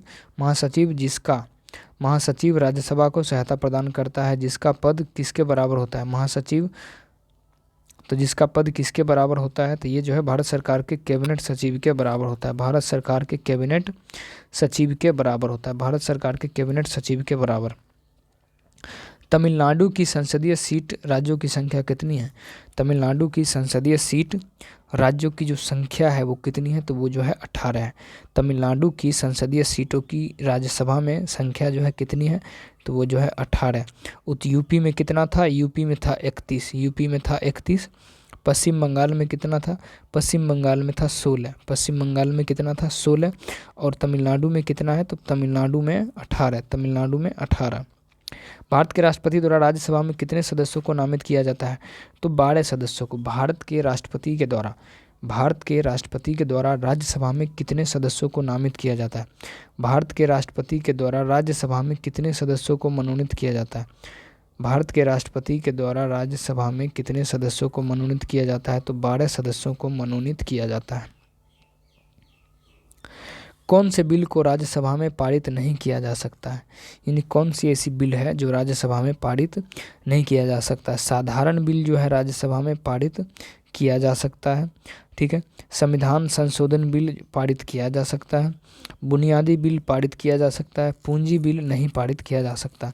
यानी कौन से बिल राज्यसभा में पारित नहीं किया जा सकता है? तो पूंजी बिल जो है पारित नहीं किया जा सकता है। राज्यसभा के सभापति कौन होता है? राज्यसभा के सभापति, तो राज्यसभा के जो सभापति होते हैं वो होते हैं भारत के उपराष्ट्रपति। भारत के वाइस प्रेसिडेंट ऑफ इंडिया यानी vice president of India Rajya Sabha के सभापति होते हैं। राज्यसभा के अध्यक्ष के रूप में निम्नलिखित में से किसका उल्लेख किया जाता है? राज्यसभा के अध्यक्ष के रूप में निम्नलिखित में से किसका उल्लेख किया जाता है? तो उपराष्ट्रपति का उल्लेख किया। राज्यसभा के अध्यक्ष के रूप में निम्नलिखित में से किसका? तो उपराष्ट्रपति का उल्लेख किया जाता है। उपराष्ट्रपति का उल्लेख। निम्नलिखित में से एक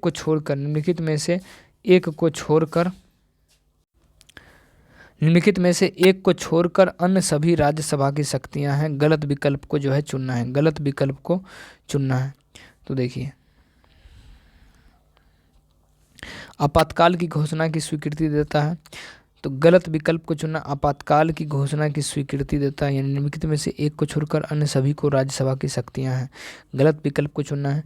तो आपातकाल की घोषणा स्वीकृति देता है, ये गलत है। यानी ये गलत है, लेकिन क्वेश्चन के लिए ये सही है। यह संसद को राज्य की सूची के विषय पर कानून बनाने का अधिकार देता है, ये सारे सही है। हर 2 साल में राज्यसभा के कितने सदस्य निर्वाचित होते हैं? हर 2 साल में राज्यसभा के कितने सदस्य निर्वाचित होते हैं? तो 1/3 सदस्य जो है निर्वाचित होते हैं। हर 2 साल में राज्यसभा के कितने सदस्य निर्वाचित किए जाते हैं? तो हर 2 साल में राज्यसभा का 1/3 सदस्य जो है निर्वाचित किए जाते हैं। राज्यसभा का कितना सदस्य? तो 1/3 सदस्य जो है राज्यसभा में निर्वाचित किए जाते हैं। 1/3 सदस्य निर्वाचित किए जाते हैं। लोकसभा की बैठक आयोजित करने के लिए न्यूनतम कितनी संख्या में सदस्य उपस्थित होना चाहिए? लोकसभा की जो बैठक है, लोकसभा की बैठक आयोजित करने के लिए न्यूनतम कितनी संख्या में सदस्य उपस्थित होना चाहिए? तो कुल सदस्य का 10वां भाग। लोकसभा की बैठक आयोजित करने के लिए न्यूनतम कितनी संख्या सदस्य न्यूनतम कितनी संख्या में सदस्य उपस्थित होना चाहिए? तो कुल का 1/10 जो है उपस्थित होना चाहिए।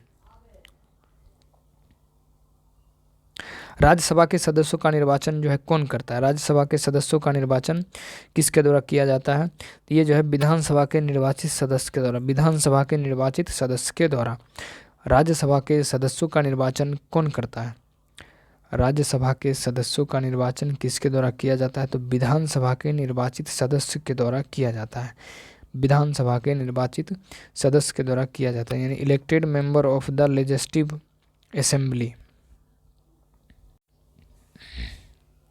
लोकसभा के पहले स्पीकर जो थे वो कौन थे? लोकसभा के पहले स्पीकर कौन थे? तो पहले स्पीकर जो थे वो थे जीवी मावलंकर, जीवी गणेश वासुदेव मावलंकर, जिसको पूरा नाम कहा गया है, जिनका पूरा नाम है, यानी जीवी मावलंकर लोकसभा के पहले स्पीकर थे, लोकसभा के पहले स्पीकर।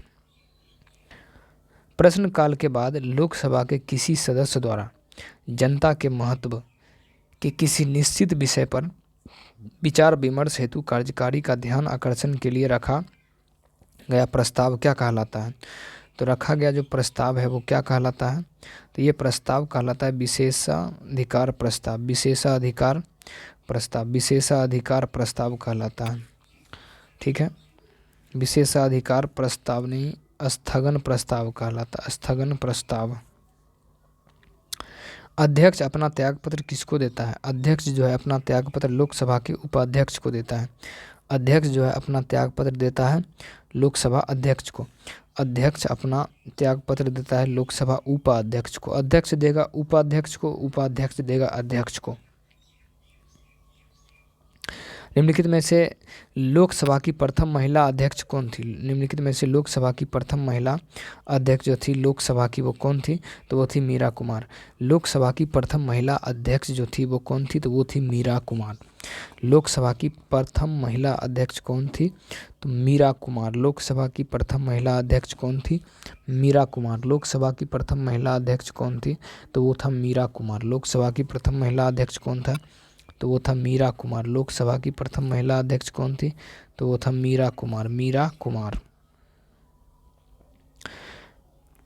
लोकसभा सचिवालय सीधे किसके नियंत्रण में होता है? लोकसभा सचिवालय जो होता है, लोकसभा सचिवालय सीधे किसके नियंत्रण में होता है?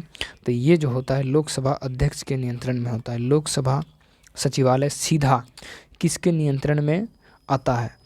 तो लोकसभा के अध्यक्ष में। लोकसभा सचिवालय सीधे किसके नियंत्रण में आता है? तो लोकसभा अध्यक्ष के नियंत्रण में आता है। अध्यक्ष को उसके पद से किसके द्वारा हटाया जा सकता है? अध्यक्ष को उसके पद से किसके द्वारा हटाया जा सकता है? तो ये जो है लोकसभा के द्वारा पारित प्रस्ताव के द्वारा, लोकसभा के द्वारा पारित प्रस्ताव के द्वारा। अध्यक्ष को उसके पद से किसके द्वारा हटाया जा सकता है? तो हटाया जा सकता है लोकसभा के द्वारा पारित प्रस्ताव के द्वारा। लोकसभा के पारित प्रस्ताव के द्वारा हटाया जा सकता है।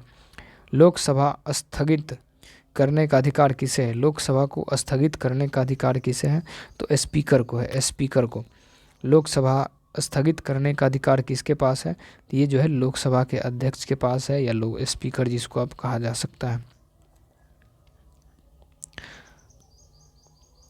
यह निर्णय लेने का अधिकार किसको है कि बिल मुद्रा बिल है अथवा नहीं? बिल मुद्रा बिल है अथवा नहीं, यह निर्णय लेने का अधिकार जो है किसको है? यानी बिल मुद्रा बिल है अथवा नहीं, यह अधिकार किसको है? तो ये अधिकार जो है लोकसभा अध्यक्ष को है। लोकसभा अध्यक्ष को बिल मुद्रा बिल है या नहीं, यह अधिकार किसको है? तो ये जो है लोकसभा के अध्यक्ष का अधिकार है। भारतीय संसद भवन को डैश कहा जाता है? भारतीय संसद भवन को क्या कहा जाता है? भारतीय संसद के भवन को संसद भवन कहा जाता है। भारतीय संसद के भवन को संसद भवन कहा जाता है। संसद भवन कहा जाता है, संसद भवन कहा जाता है, संसद भवन कहा जाता है। लोकसभा के चुनावों के लिए पात्र होने के लिए न्यूनतम उम्र क्या है? लोकसभा के चुनावों के लिए पात्र होने के लिए न्यूनतम उम्र क्या होनी चाहिए? तो लोकसभा की यदि बात है तो लोकसभा की जो पात्रता के लिए 25 वर्ष होनी चाहिए, 25 वर्ष। लोकसभा में सदस्यों की अधिकतम संख्या कितनी होती है? लोकसभा में सदस्यों की अधिकतम संख्या जो है कितनी होती है? तो अधिकतम संख्या होती है 552। लोकसभा में सदस्यों की अधिकतम संख्या कितनी होती है? तो 552 होती है लोकसभा में सदस्यों की अधिकतम संख्या 552। लोकसभा में सदस्यों की अधिकतम संख्या कितनी होती है? तो 552। लोकसभा में राज्यों से कुल सदस्यों की संख्या कितनी होती है? लोकसभा में राज्यों से कुल सदस्यों की संख्या कितनी होती है? तो 530। यानी लोकसभा में जो राज्यों की जो कुल संख्या होती है वो कितनी होती है? तो 530।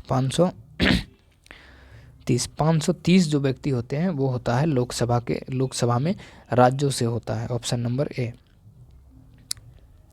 हरियाणा संसदीय सीटों लोकसभा में जो है संख्या कितनी है? हरियाणा में कितना है? तो ये जो है 10।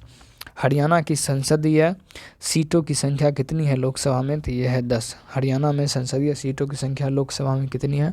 तो 10 है, 10। केरल की संसदीय सीटों की संख्या कितनी है? तो केरल की जो संसदीय सीटों की जो संख्या है वो है 20। केरल की संसदीय सीटों की संख्या कितनी है? 20। केरल की संसदीय सीटों की संख्या कितनी है? 20। केरल की जो संसदीय सीटों की जो संख्या है वो कितनी है? तो वो है 20। केरल की संसदीय सीटों की संख्या कितनी है?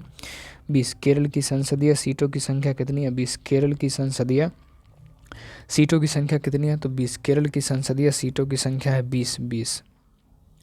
गुजरात की संसदीय सीटों की संख्या कितनी है? गुजरात में संसदीय सीटों की संख्या कितनी? केरल में कितना है? तो केरल में 20 सीट है। केरल में 20।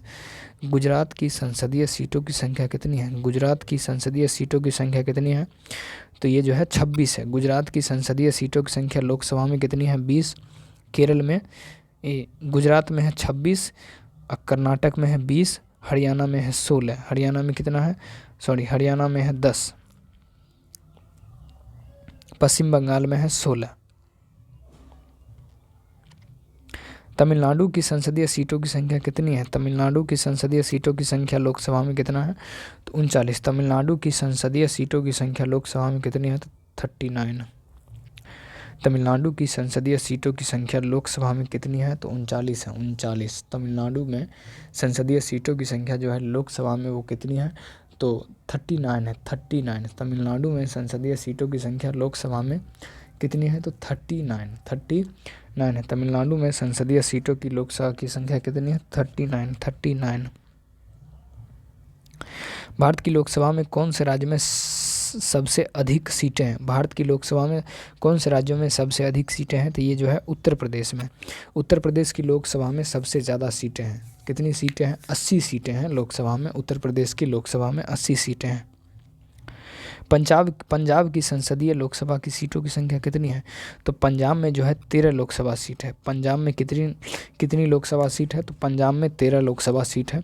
पंजाब में संसदीय सीटों की संख्या कितनी है लोकसभा में? तो 13 लोकसभा सीट है पंजाब में, 13। यूपी में 40 हो गया। पश्चिम बंगाल में 16 हो गया। कर्नाटक में 20 हो गया। और हरियाणा में 16, शायद 16 था हरियाणा में, 16 या कितना था। कर्नाटक में कितना? गुजरात में 26, ठीक है। कर्नाटक में 20 है। केरल में 20 है। और हरियाणा में कितना? हरियाणा में 10। हरियाणा में 10। इतनी जल्दी दिमाग से निकल जाता है। पंजाब की संसदीय सीट कितना है? तो पंजाब में जो है वो है 13 संसदीय सीट। पंजाब में 13 संसदीय सीट है। पंजाब में 13 संसदीय सीट है। पंजाब में 13 संसदीय सीट लोकसभा का। महाराष्ट्र में संसदीय सीटों की संख्या कितनी है? महाराष्ट्र में 48 है। महाराष्ट्र की संसदीय सीटों की संख्या लोकसभा का कितना है? तो यह है 48 गो। 48। महाराष्ट्र में संसदीय सीटों की संख्या लोकसभा में कितनी है? तो 48। महाराष्ट्र में संसदीय सीटों की संख्या लोकसभा में कितनी है? 48। महाराष्ट्र की संसदीय सीटों की संख्या कितनी है लोकसभा में? तो ये जो है 48 सीट है महाराष्ट्र में। 10 सीट था हरियाणा में। केरल में था 20 सीट। पश्चिम बंगाल में था 16 सीट। यूपी में था 80 सीट, ठीक है। अब बिहार में कितना है? तो बिहार में 40 सीट है। बिहार में शायद 40 सीट है। चंडीगढ़ की संसदीय सीटों की संख्या कितनी है? चंडीगढ़ की संसदीय सीटों की संख्या कितनी है?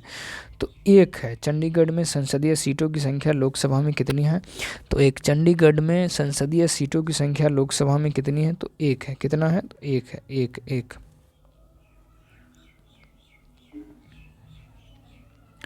गोवा की संसदीय सीटों की संख्या कितनी है? गोवा की संसदीय सीटों की संख्या कितनी है? 2।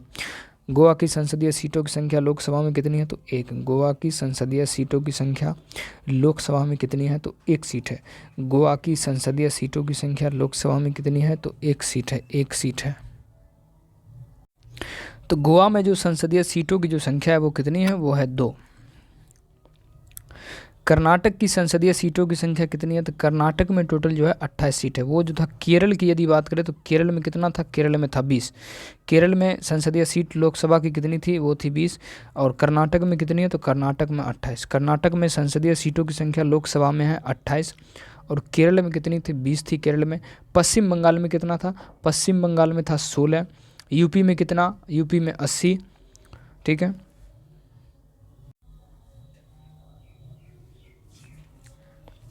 लोकसभा में कितनी सीटें अनुसूचित जाति अनुसूचित जनजाति के प्रतिनिधियों के लिए आरक्षित किया गया है? यानी लोकसभा में कितनी सीटों को अनुसूचित जाति और अनुसूचित जनजातियों के लिए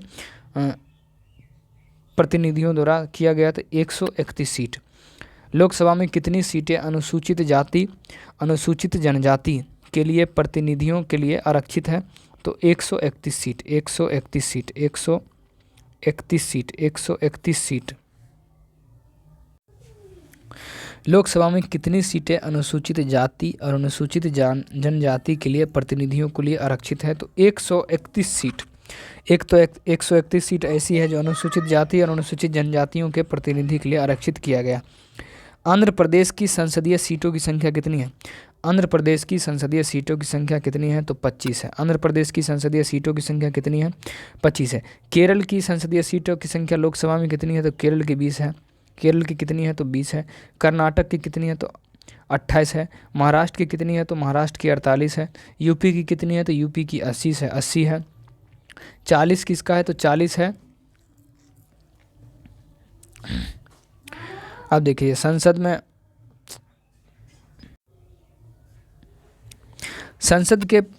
प्रत्येक वर्ष सत्र आयोजित करती है। तो 3 सत्र संसद जो है प्रत्येक वर्ष कितना सत्र आयोजित करती है? 3 सत्र जो है आयोजित करती है। संसद जो है प्रत्येक वर्ष 3 सत्र आयोजित करती है। संसद प्रत्येक वर्ष कितनी सत्र आयोजित करती है? तो 3 सत्र आयोजित करती है। संसद 3 सत्र आयोजित करती है प्रत्येक वर्ष। लोकसभा भारत की सदन का कौन सा है? तो भारत की सदन का निचला सदन होता है लोकसभा। लोकसभा भारत की सदन का निचला सदन होता है। निचला सदन होता है। लोकसभा के सदस्यों का कार्यकाल कितने वर्षों का होता है? तो लोकसभा का 5 वर्ष का होता है। लोकसभा के सदस्यों का कार्यकाल कितने वर्षों का होता है? तो 5 वर्षों का होता है। लोकसभा के सदस्यों का कार्यकाल होता है 5 वर्षों का। लोकसभा में बहस किस भाषा में मुद्रित की जाती है? लोकसभा में बहस किस भाषा में मुद्रित की जाती है? तो दोनों हिंदी और अंग्रेजी में मुद्रित किया जाता है। लोकसभा में बहस जो है both Hindi and English. Lok Sabha में बहस हिंदी और अंग्रेजी भाषा में किया जाता है। लोकसभा में बहस किस भाषा में मुद्रित किया जाता है? तो हिंदी और अंग्रेजी में मुद्रित किए जाते हैं। लोकसभा में हिंदी और अंग्रेजी में भाषा मुद्रित किए जाते हैं। लोकसभा में विपक्ष के प्रथम नेता कौन थे? लोकसभा में विपक्ष के जो प्रथम नेता थे वो कौन थे? लोकसभा में विपक्ष के प्रथम नेता थे वो कौन थे? तो वो थे ए.के. गोपालन। लोकसभा में विपक्ष के प्रथम नेता कौन थे? तो थे ए.के. गोपालन। ए.के. गोपालन जो थे लोकसभा के प्रथम विपक्ष के नेता थे।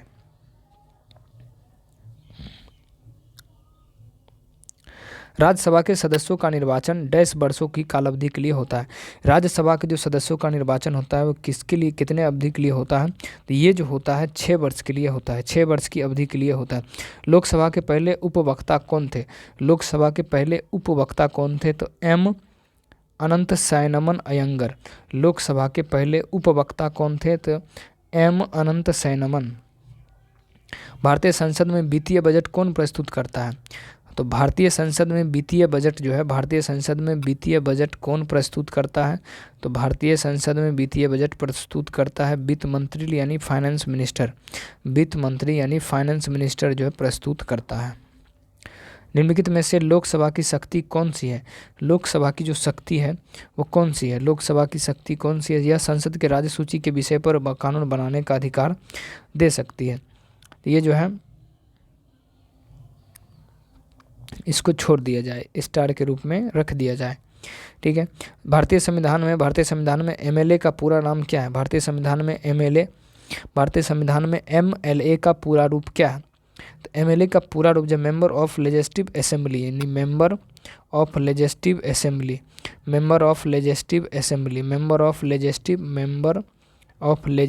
Assembly B number.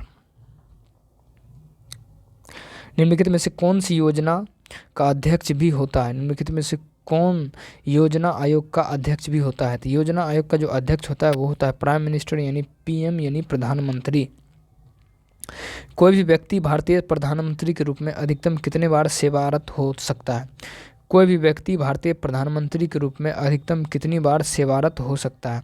अधिकतम जो है ना, इसकी कोई सीमा नहीं है। कोई भी व्यक्ति भारतीय प्रधानमंत्री के रूप में अधिकतम कितनी बार सेवारत हो सकता है, तो इसकी कोई गारंटी नहीं, इसकी कोई सीमा नहीं, इसकी कोई समय सीमा नहीं है, यानी कितना बार रह सकता है। Option number D.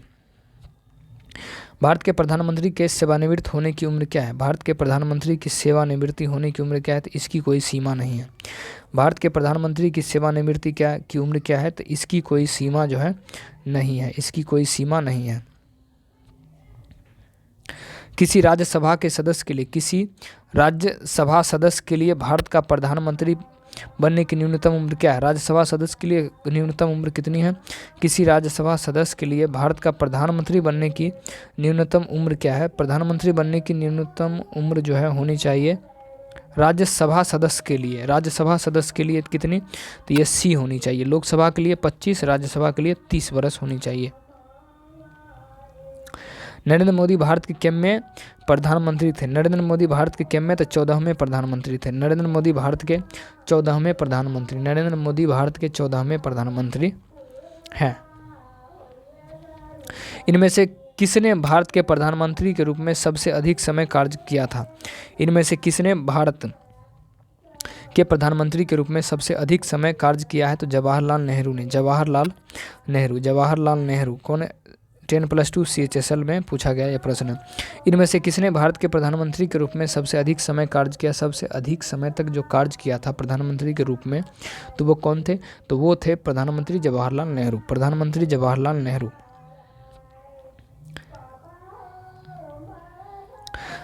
राज्यपाल अपने कार्यकाल की शपथ किसके द्वारा लेते हैं? राज्यपाल जो होता है अपने कार्यकाल की जो शपथ होता है वो किसके द्वारा लेते हैं? तो ये जो लेते हैं उच्च न्यायालय के मुख्य न्यायाधीश के द्वारा। राज्यपाल अपनी कार्यकाल की शपथ किसके द्वारा लेते हैं? तो ये लेते हैं राज्य के उच्च न्यायालय के मुख्य न्यायाधीश के द्वारा, chief justice of high court.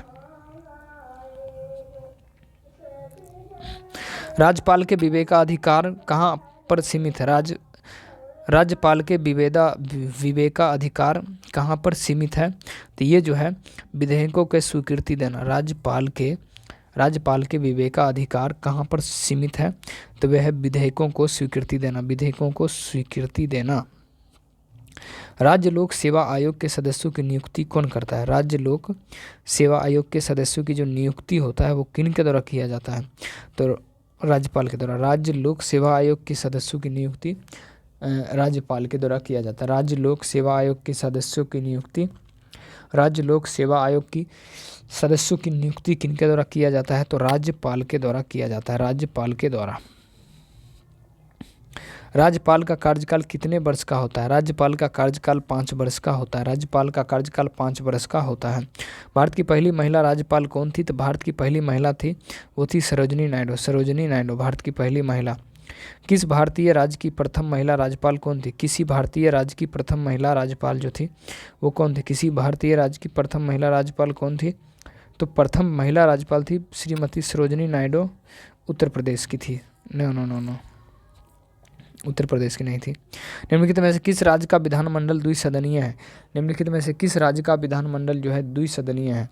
तो द्विसदनीय कहाँ का है? तो जम्मू कश्मीर का। जम्मू कश्मीर का अब नहीं है, पहले था। ठीक है, अब नहीं है, पहले था। विधान परिषद की सदस्यता के लिए न्यूनतम आयु कितनी है? विधान परिषद की सदस्यता के लिए न्यूनतम आयु यानी न्यूनतम उम्र कितनी है विधानसभा की सदस्यता के लिए?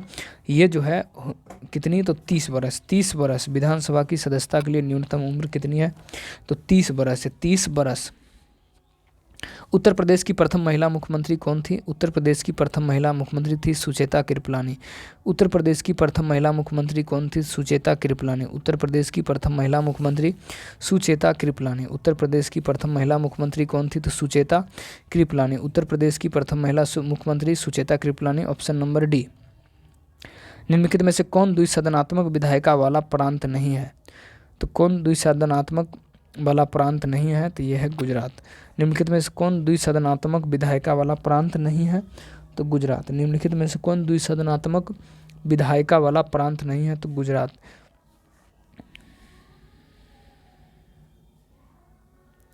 यदि किसी राज्य के विधानमंडल में बजट गिर जाता है तो क्या होता है? यदि किसी राज्य के विधानमंडल में बजट गिर जाता है तो मुख्यमंत्री सहित मंत्रिपरिषद को त्यागपत्र देना होगा। यदि किसी राज्य के विधानमंडल में बजट गिर जाता है तो मुख्यमंत्री सहित मंत्रिपरिषद को त्यागपत्र देना होता है। जम्मू कश्मीर राज्य विधानसभा का कार्यकाल कितने वर्षों का होता है? जम्मू कश्मीर राज्य विधानसभा का कार्यकाल कितने वर्षों का होता है? तो 6 ईयर्स यानी 6 साल का होता है। 6 ईयर्स यानी 6 साल का होता है।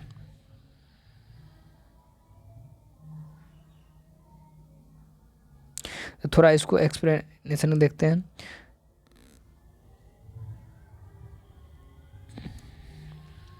छोड़ते हैं इसको। निम्न में से कौन एक भारतीय भाषा नहीं है? तो भारतीय भाषा कौन नहीं है? तो सिख जो है भारतीय भाषा नहीं। सिंधी एक भारतीय भाषा है, कन्नड़ एक भारतीय भाषा है, कोंकणी एक भारतीय भाषा है। ठीक है, सिंधी भी भाषा है, कन्नड़ भी भाषा है, कोंकणी। लेकिन सिख क्या है? सिख एक धर्म है, सिख धर्म। ठीक है, 174 देखें, अब देखते हैं 175। कोंकणी डैश की शासकीय भाषा है। कोंकणी कहाँ की? तो गोवा की। कोंकणी जो है गोवा की शासकीय भाषा है। कोंकणी जो है गोवा की शासकीय भाषा है। कोंकणी कहाँ की शासकीय भाषा है? तो कोंकणी गोवा की भाषा है। कोंकणी गोवा की राजकीय भाषा है। कोंकणी शासकीय भाषा है गोवा की। मैथिली भाषा कहाँ की है? तो मैथिली भाषा कहाँ की है? तो मैथिली भाषा है बिहार की। मैथिली भाषा मुख्य रूप से किस राज्य में बोली जाती है? तो मैथिली भाषा बिहार में बोली जाती है। मैथिली भाषा बिहार में बोली जाती है। मैथिली भाषा बोली जाती है बिहार में। मैथिली भाषा कहाँ बोली जाती है? तो बोली जाती है बिहार में। मैथिली भाषा बोली जाती है बिहार में। मैथिली भाषा बोली जाती है। डैश अंग्रेजी की शासकीय भाषा है। डैश जो है यानी चंडीगढ़ जो है अंग्रेजी चंडीगढ़ की शासकीय भाषा है। चंडीगढ़ की शासकीय भाषा कौन है? तो वो थी अंग्रेजी। चंडीगढ़ की शासकीय भाषा क्या? तो अंग्रेजी जो है चंडीगढ़ की शासकीय भाषा। अंग्रेजी जो है चंडीगढ़ की शासकीय भाषा। अंग्रेजी चंडीगढ़ की शासकीय भाषा। अंग्रेजी चंडीगढ़ की शासकीय भाषा। अंग्रेजी चंडीगढ़ की शासकीय भाषा। अंग्रेजी चंडीगढ़ की शासकीय भाषा है। अंग्रेजी डैश की शासकीय भाषा। अंग्रेजी जो है मेघालय की भी शासकीय भाषा। अंग्रेजी मेघालय का भी और चंडीगढ़ का भी। अंग्रेजी जो है मेघालय का भी शासकीय भाषा है और चंडीगढ़ का भी शासकीय भाषा है।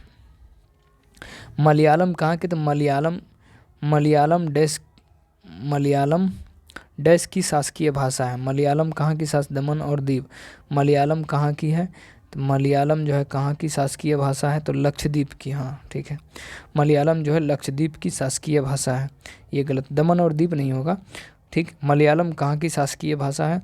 तो मलयालम जो है लक्षद्वीप की भाषा है। मलयालम लक्षद्वीप की भाषा है। मलयालम कहाँ की शासकीय भाषा है? तो लक्षद्वीप की मलयालम शासकीय भाषा है, लक्षद्वीप की। बंगाली शासकीय भाषा क्या है? बंगाली कहाँ की शासकीय भाषा है? तो त्रिपुरा की बंगाली है। त्रिपुरा की शासकीय भाषा क्या है? तो बंगाली। बंगाली त्रिपुरा की शासकीय भाषा है। बंगाली त्रिपुरा की शासकीय भाषा है। बंगाली त्रिपुरा की शासकीय भाषा है। बंगाली त्रिपुरा की क्या है? शासकीय भाषा। बंगाली कहाँ की शासकीय भाषा है?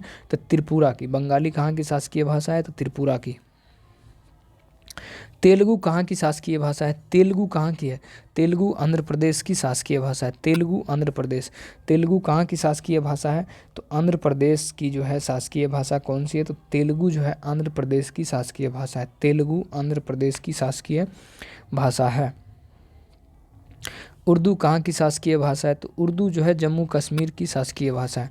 उर्दू जम्मू कश्मीर की शासकीय भाषा है। उर्दू जम्मू कश्मीर की शासकीय भाषा है। तेलुगु आंध्र प्रदेश की शासकीय भाषा है। कोंकणी जो है वो गोवा की शासकीय भाषा है। कोंकणी कहाँ की शासकीय भाषा है? कोंकणी जो है गोवा की शासकीय भाषा है। मलयालम भाषा मुख्य रूप से किस राज्य में बोली जाती है? मलयालम भाषा मुख्य रूप से किस राज्य में बोली जाती है? तो केरल में बोली जाती है। मलयालम मुख्य रूप से किस राज्य में बोली जाती है? मलयालम भाषा मुख्य रूप से किस राज्य में बोली जाती है? मलयालम भाषा मुख्य रूप से किस राज्य में बोली जाती है? तो मलयालम जो है मुख्य रूप से केरल में बोली जाती है। केरल में बोली जाती है मलयालम। केरल में मलयालम बोली जाती है। मराठी की शासकीय भाषा कहाँ है? मराठी कहाँ की शासकीय भाषा है? मराठी कहाँ की शासकीय भाषा है? तो मराठी जो है दादर और नागर हवेली। मराठी दादरा और नागर हवेली की शासकीय भाषा है। मराठी दादरा और नागर हवेली की शासकीय भाषा है। मराठी शासकीय भाषा है दादर और नागर हवेली की।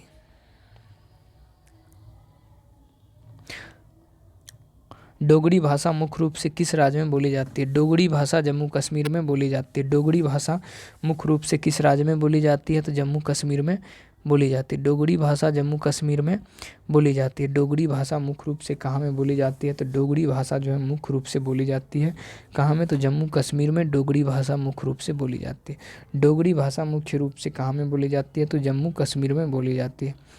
मलयालम कहाँ में बोली जाती है? मलयालम कहाँ में बोली जाती है? केरल में जो है मलयालम बोली जाती है। केरल में मलयालम भाषा बोली जाती है। केरल में मलयालम भाषा बोली जाती है। केरल में मलयालम बोली जाती है। केरल में कौन सी भाषा बोली जाती है? तो केरल में मलयालम भाषा जो है वो बोली जाती है। केरल में कौन सी भाषा बोली जाती है? तो केरल में मलयालम भाषा बोली जाती है। भारत के उच्चतम न्यायालय। भारत के उच्चतम न्यायालय के निम्नलिखित में से क्या सही है? अपील न्यायालय, संघीय न्यायालय, संविधान का रक्षक और सारे विकल्प सही। सारे विकल्प सही है। ठीक है। भारत के उच्चतम न्यायालय के निम्नलिखित में से क्या सही है? अपीलीय न्यायालय। अपीलीय न्यायालय है यानी कोर्ट ऑफ अपील सही है। यानी उच्चतम न्यायालय कोर्ट ऑफ अपील भी है, संघीय न्यायालय भी है, संविधान का संरक्षक भी है, ये भी सही है। यानी सारे विकल्प सही है, ऑल ऑफ दीज। कोंकणी कहाँ की शासकीय भाषा है? तो कोंकणी कहाँ की शासकीय भाषा? तो दमन और दीव की। दमन और दीव। दादरा नागर हवेली की कहाँ है? दिल्ली की। चंडीगढ़ के क्या हो? चंडीगढ़ के इंग्लिश हो गया। दादरा नागर हवेली के मराठा। दमन और दीव के क्या है? दमन और दीव के जो भाषा हो वो हो गया कोंकणी। दमन और दीव के कोंकणी। दमन और दीव के कोंकणी। उच्चतम न्यायालय के केंद्र और राज्यों के बीच। उच्चतम न्यायालय के केंद्र और राज्यों के बीच। उच्चतम न्यायालय के कि केंद्र और राज्यों के बीच। उच्चतम न्यायालय के केंद्र और राज्यों के बीच विवादों का निर्णय की शक्ति किसके अधीन होता है? तो ये जो होता है मूल क्षेत्राधिकारिता के अंतर्गत होता है। मूल क्षेत्राधिकारिता। मूल क्षेत्राधिकारिता। मूल क्षेत्राधिकारिता। मूल क्षेत्राधिकारिता के अंतर्गत होता है। मूल क्षेत्राधिकारिता के अंतर्गत होता है। Option number A. अधीनस्थ न्यायालय का पर्यवेक्षण कौन करता है? अधीनस्थ न्यायालय। अधीनस्थ न्यायालयों का पर्यवेक्षण कौन करता है? तो कौन करता है? तो हाई कोर्ट यानी उच्च न्यायालय करता है। हाई कोर्ट यानी उच्च न्यायालय करता है। अधीनस्थ न्यायालयों का पर्यवेक्षण कौन करता है? तो उच्च न्यायालय करता है। उच्च न्यायालय करता है। उच्च न्यायालय करता है। उच्च न्यायालय करता है। अधीनस्थ न्यायालय का उच्च न्यायालय करता है। अधीनस्थ न्यायालय का उच्च न्यायालय करता है। अधीनस्थ न्यायालय का उच्च न्यायालय करता है।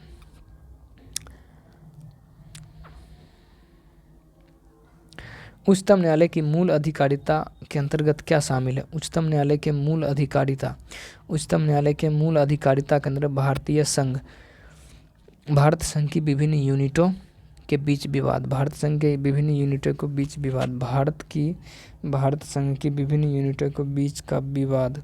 उच्चतम न्यायालय की मूल अधिकारिता के अंतर्गत क्या शामिल है? तो भारतीय संघ के विभिन्न यूनिटों का अधिकार। राष्ट्रपति के चुनाव के संबंध में उठने वाले सभी संदेह व विवाद की जांच पड़ताल व निर्णय किसके द्वारा किए जाते हैं? तो सर्वोच्च न्यायालय द्वारा किए जाते हैं। राष्ट्रपति के चुनाव के संबंध में उठने वाले सभी संदेह व विवादों की जांच पड़ताल व निर्णय किसके द्वारा किए जाते हैं? तो सर्वोच्च न्यायालय के द्वारा किया जाता है। सर्वोच्च न्यायालय के द्वारा किया जाता है। सर्वोच्च न्यायालय के द्वारा किया जाता है। सर्वोच्च न्यायालय के द्वारा जो है किया जाता है। सर्वोच्च न्यायालय के द्वारा।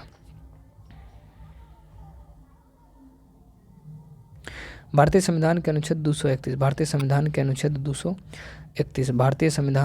231 एक साझा उच्च न्यायालय की 2 या 2 से अधिक राज्यों के लिए स्थान किससे संबंधित है?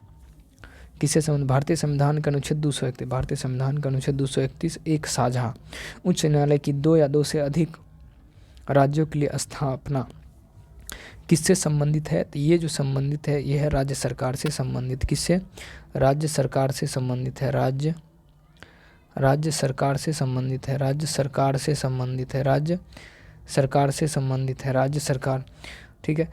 भारतीय संविधान का अनुच्छेद 231 एक साझा उच्च न्यायालय की 2 या 2 से अधिक राज्यों के लिए स्थापना किससे संबंधित है? तो ये जो है राज्य सरकार के लिए संबंधित है।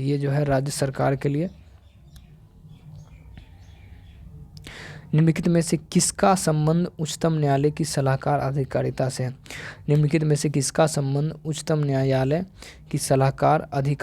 है? उच्चतम न्यायालय की सलाहकार अधिकारिता से है। कानून अथवा तथ्यों के बारे में राय मांगने वाले भारत के राष्ट्रपति। कानून अथवा तथ्यों के बारे में राय मांगने वाले भारत के राष्ट्रपति। कानून अथवा तथ्यों के बारे में राय मांगने वाला भारत के राष्ट्रपति। विकल्प को छोड़कर बाकी सभी लोक अदालत के लक्ष्य हैं, वही विकल्प क्या है? तो वही विकल्प है आम आदमी के हाथों में शासन करने का अधिकार। विकल्प को छोड़कर निम्नलिखित में से कौन सा विकल्प को छोड़कर बाकी सभी लोक अदालतों के लक्ष्य है? तो यह है आम आदमी के हाथों में शासन करने का अधिकार को सौंपना। उस प्रथम महिला का नाम बताइए जो भारत के किसी राज्य के उच्च न्यायालय की मुख्य न्यायाधीश बनी थी। उस प्रथम महिला का नाम बताइए। तो ये जो प्रथम महिला थी कौन थी? तो लीला सेठ। उस प्रथम महिला का नाम बताइए जो भारत के किसी भी राज्य के उच्च न्यायालय की मुख्य न्यायाधीश बनी थी प्रथम बार, तो वो थी लीला सेठ ऐसी महिला थी जो प्रथम बार बनी थी। लीला सेठ।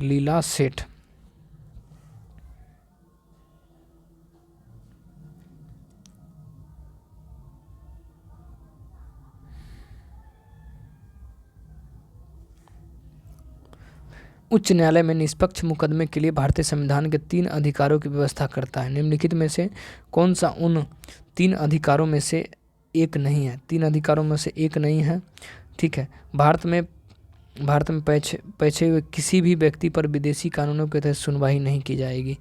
ए नंबर ऑप्शन।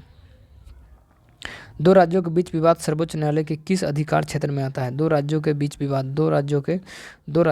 विवाद सर्वोच्च न्यायालय के किस अधिकार क्षेत्र में आता है? तो सर्वोच्च न्यायालय के किस अधिकार क्षेत्र में आता है? तो मौलिक अधिकार क्षेत्र में आता है। मौलिक यानी क्या होता है? मौलिक अधिकार यानी ओरिजिनल अधिकार नहीं। न्यायाधीश कब तक पद पर बने रह सकता है? तो सेवानिवृत्ति होने तक, यानी till of the reaching the age of the retirement.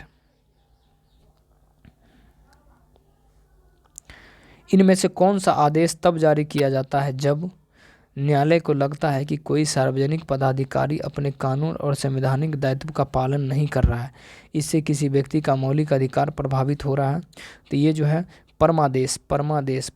इनमें से कौन सा तब जारी किया जाता है? तो परमादेश।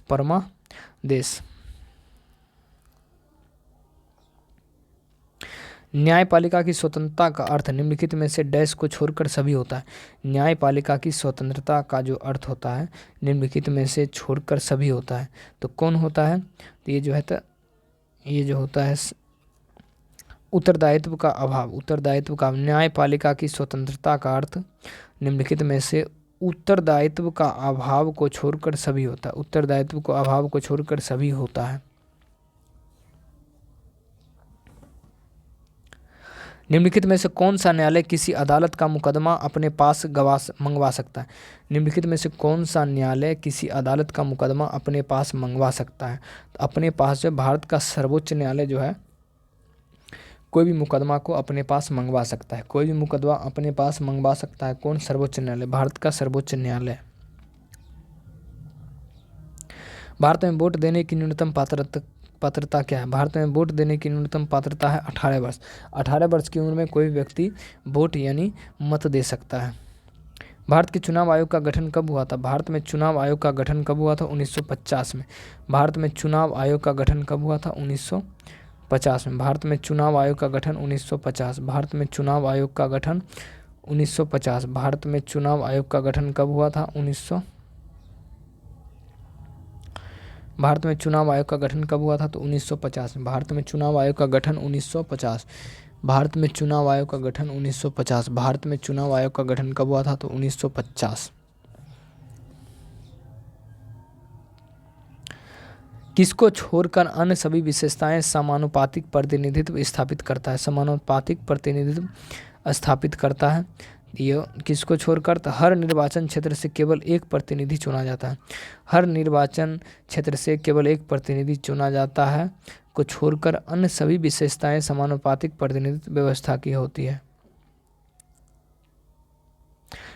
प्रथम भारतीय मुख्य चुनाव आयुक्त कौन थे?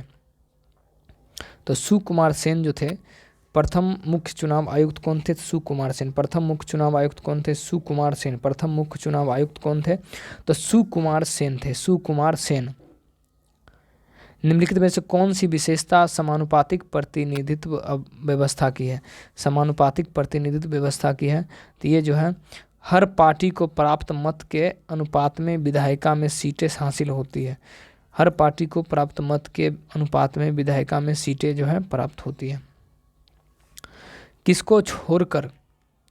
डैश को छोड़कर अन्य सभी विशेषताएं जो सबसे आगे वही जाति व्यवस्था की है।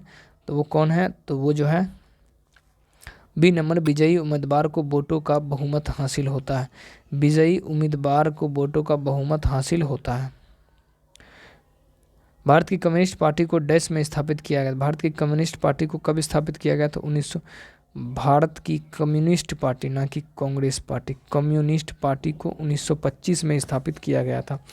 भारत की कम्युनिस्ट पार्टी को कब स्थापित किया गया था? तो 25 में स्थापित किया गया था। भारतीय कम्युनिस्ट पार्टी को 1925 में स्थापित किया गया था। 1925 में स्थापित किया गया था। भारतीय कम्युनिस्ट पार्टी को कब स्थापित किया गया था? तो 1925 में भारतीय कम्युनिस्ट पार्टी को स्थापित किया गया था। निम्नलिखित में से कौन सा देश फर्स्ट पास्ट द पोस्ट? निम्नलिखित में से कौन सा देश फर्स्ट पास्ट द पोस्ट निर्वाचन प्रणाली का अनुसरण करता है? तो United kingdom. First past the post निर्वाचन प्रणाली की शुरुआत कौन करता है? First past post United kingdom. United kingdom. United kingdom.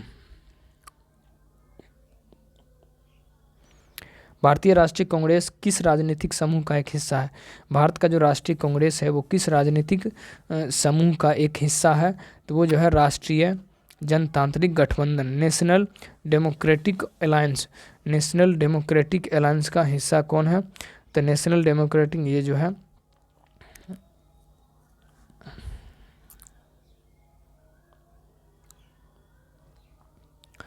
Akhil Bharatiya Trinamool Congress को डैश वर्ष में स्थापित किया गया था। अखिल भारतीय तृणमूल कांग्रेस को कब? तो 1998 में। अखिल भारतीय तृणमूल कांग्रेस को डैश वर्ष में तृणमूल कांग्रेस को कब स्थापना किया गया था? तो 1998 में किया गया था। 1998 में किया गया था। भारतीय राजनीतिक पार्टी की CPIM, भारतीय राजनीतिक पार्टी CPIM का पूरा नाम क्या है? Communist party of India marxist, communist party of India मार्क्सवादी, communist party of India, communist party CPI, CPI communist party of India मार्क्सवादी, मार्क्सवादी। Option number D. Bharatiya Janata party CPI का पूरा नाम क्या है? भारतीय जनता पार्टी सीपीआई का पूरा नाम क्या है?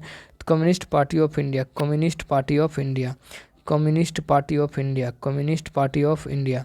भारतीय जनता पार्टी सीपीआई का पूरा नाम क्या है? तो communist party of India, communist party of India, communist party of India.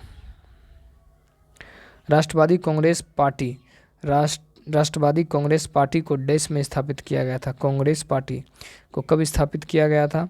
तो इसको स्थापित किया गया था 1999 में। राष्ट्रवादी कांग्रेस पार्टी, राष्ट्रवादी कांग्रेस पार्टी को कब स्थापित किया गया था? तो राष्ट्रवादी कांग्रेस पार्टी को कब स्थापित किया गया था? 1999 में, 1999 में, 1999 में, 1999 में।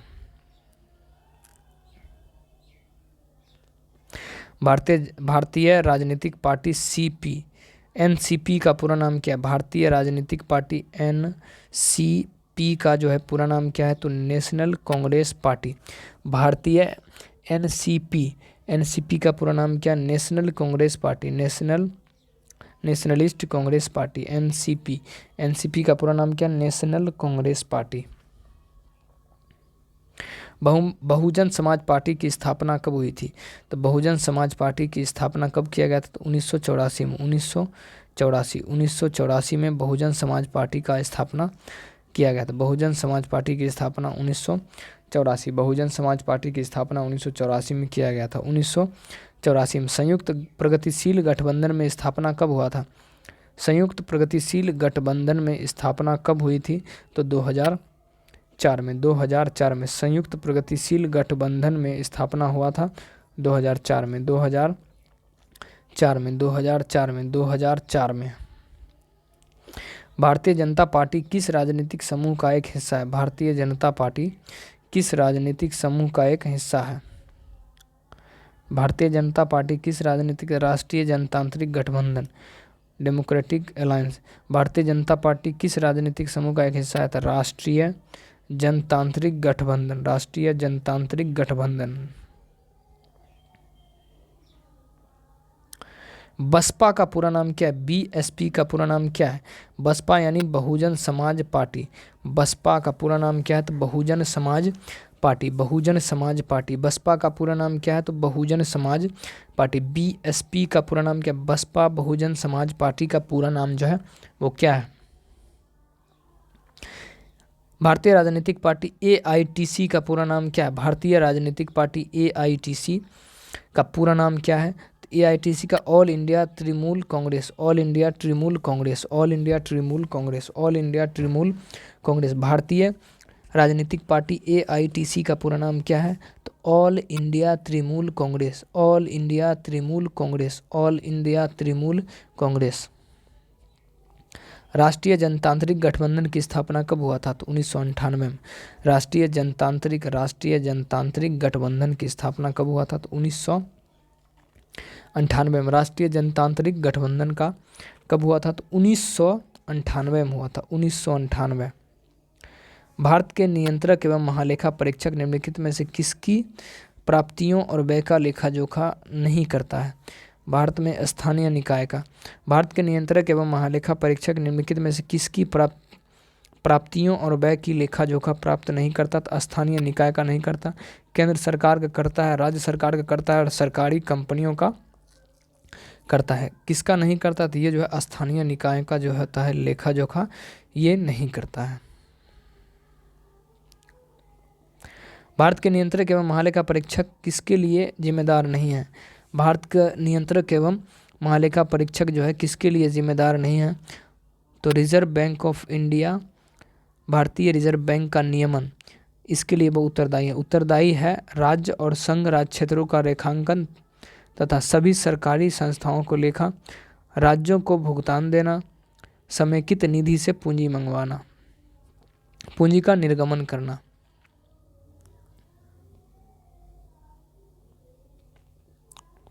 संसद की लोक लेखा समिति की अध्यक्षता नियुक्ति कौन करता है? संसद की लोक लेखा समिति के अध्यक्ष की नियुक्ति जो होता है वो कौन करता है? तो इसकी जो नियुक्ति कौन करता है? तो नियुक्ति करता है प्राक्कलन समिति। यहाँ ना, इसकी नियुक्ति कौन करता है? संसद के लोक लेखा समिति। संसद के लोक लेखा समिति के अध्यक्ष की जो नियुक्ति होता है वो कौन करता है? तो वो करता है लोकसभा अध्यक्ष। संसद के लोक लेखा समिति की अध्यक्ष की नियुक्ति कौन करता है? तो लोकसभा अध्यक्ष करता है, लोकसभा अध्यक्ष। नियंत्रक एवं महालेखा परीक्षक प्राथमिक रूप से संसद के निम्नलिखित में से किस समिति से जुड़ा हुआ है? नियंत्रक एवं महालेखा परीक्षक प्राथमिक रूप से संसद की निम्नलिखित में से किस समिति से जुड़ा हुआ है? तो ये जो है लोक लेखा समिति से जुड़ा हुआ है, लोक लेखा समिति से जुड़ा हुआ है, लोक लेखा समिति से जुड़ा हुआ है, लोक लेखा समिति से जुड़ा हुआ है।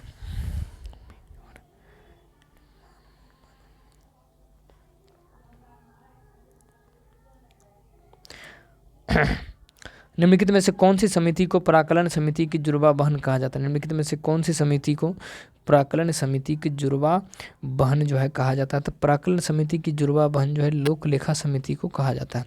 प्राक्कलन समिति की जुड़वा बहन जो है लोक लेखा समिति को कहा जाता है। लोक लेखा समिति को प्राक्कलन समिति के जुड़वा बहन कहा जाता है।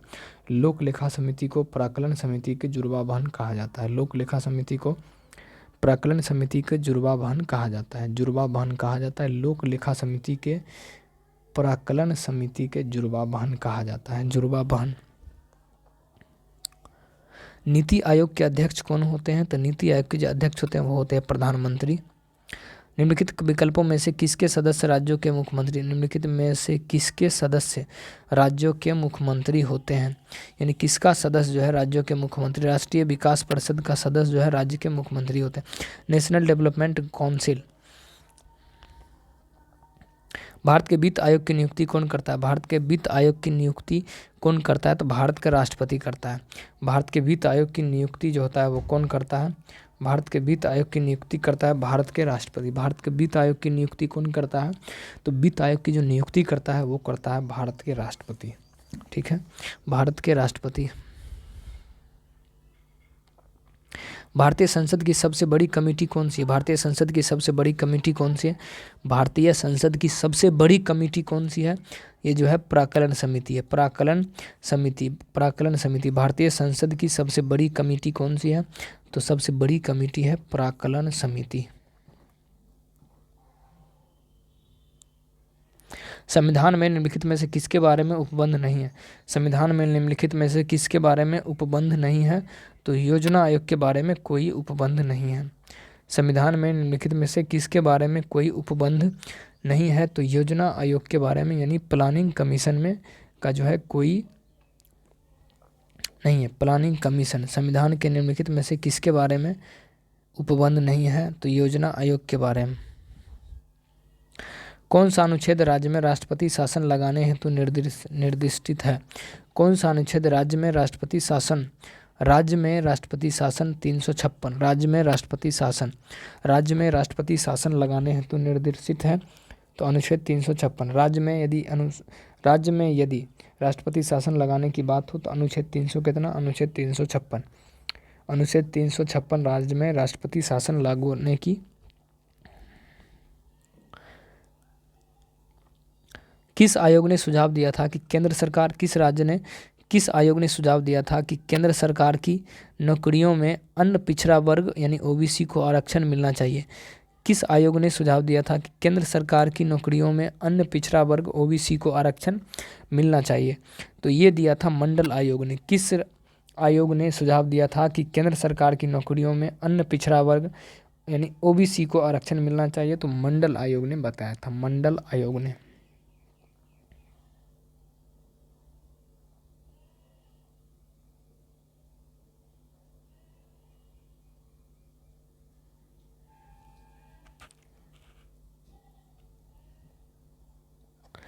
वर्ष 1975 में आपात स्थिति के समय भारत के राष्ट्रपति कौन थे?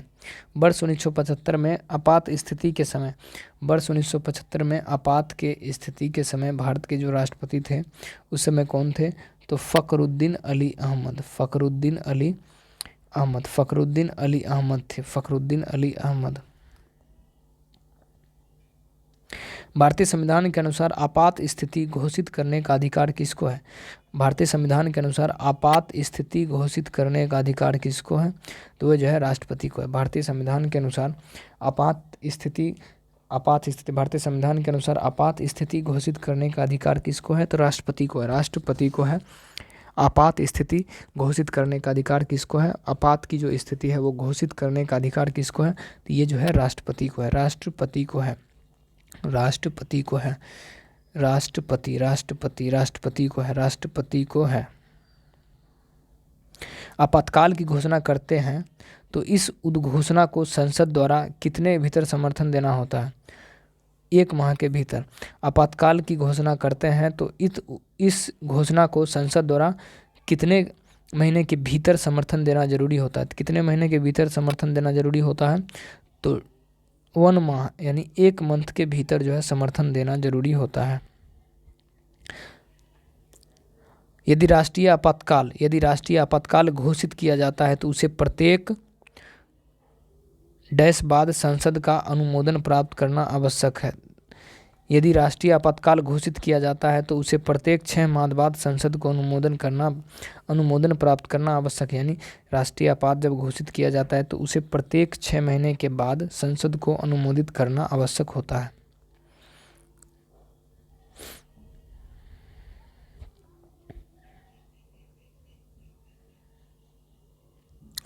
निम्नलिखित में से कौन सा संविधान संशोधन अधिनियम प्रारंभिक शिक्षा के मूल अधिकारों के रूप में होने से संबंधित है? तो मूल अधिकारों के रूप में होने से संबंधित है।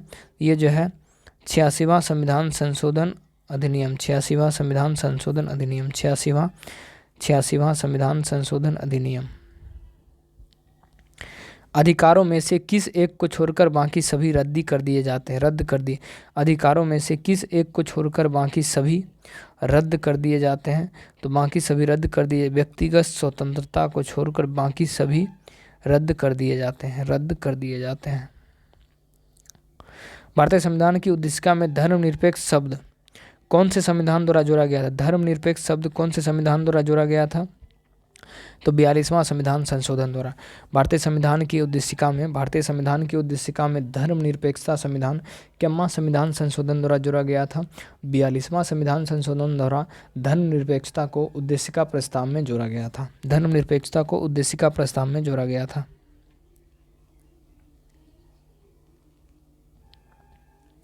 42वां संविधान संशोधन 1976 द्वारा प्रस्तावना में कौन सा शब्द जोड़ा गया था? तो धर्मनिरपेक्ष जोड़ा गया था। धर्मनिरपेक्ष यानी सेक्युलर। 42वां संविधान संशोधन 1976 द्वारा प्रस्तावना में कौन सा शब्द जोड़ा गया था? तो प्रस्तावना में जो जोड़ा गया था सेक्युलर जोड़ा गया था। सेक्युलर शब्द जोड़ा गया था। धर्मनिरपेक्ष शब्द जोड़ा गया था। धर्मनिरपेक्ष शब्द जोड़ा गया था।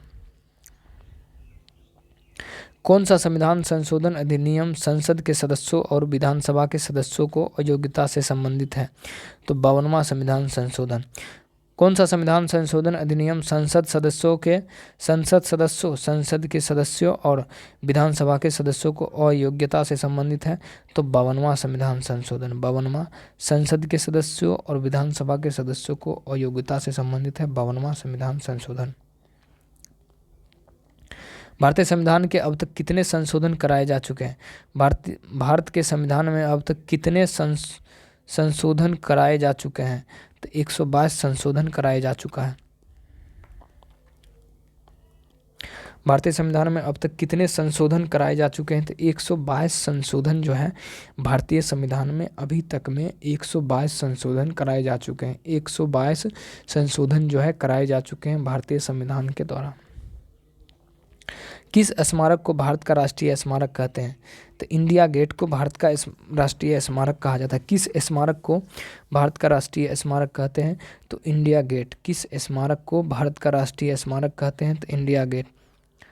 किस स्मारक को भारत का राष्ट्रीय स्मारक कहा जाता है? तो इंडिया गेट को। किस स्मारक को भारत का राष्ट्रीय स्मारक कहते हैं? तो इंडिया गेट को। किस स्मारक को भारत का राष्ट्रीय गेट कहा जाता है? किस स्मारक को भारत का राष्ट्रीय गेट कहते हैं? किस स्मारक को भारत का राष्ट्रीय स्मारक कहा जाता है? स्मारक तो इंडिया गेट को।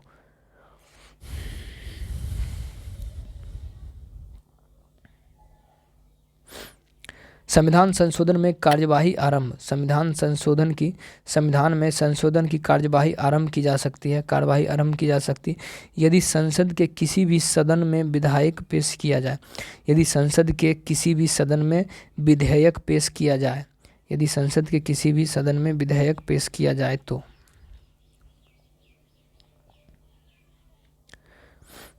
हमारे राष्ट्रीय ध्वज में स्थित चक्र किस बात का प्रतिनिधित्व करता है? हमारे राष्ट्रीय ध्वज में स्थित चक्र किस बात का प्रतिनिधित्व करता है?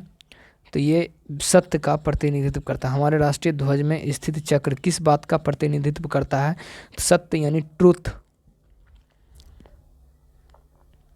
भारत के राष्ट्रीय ध्वज में स्थित अशोक चक्र तिल्लियों की संख्या कितनी है? तो 24।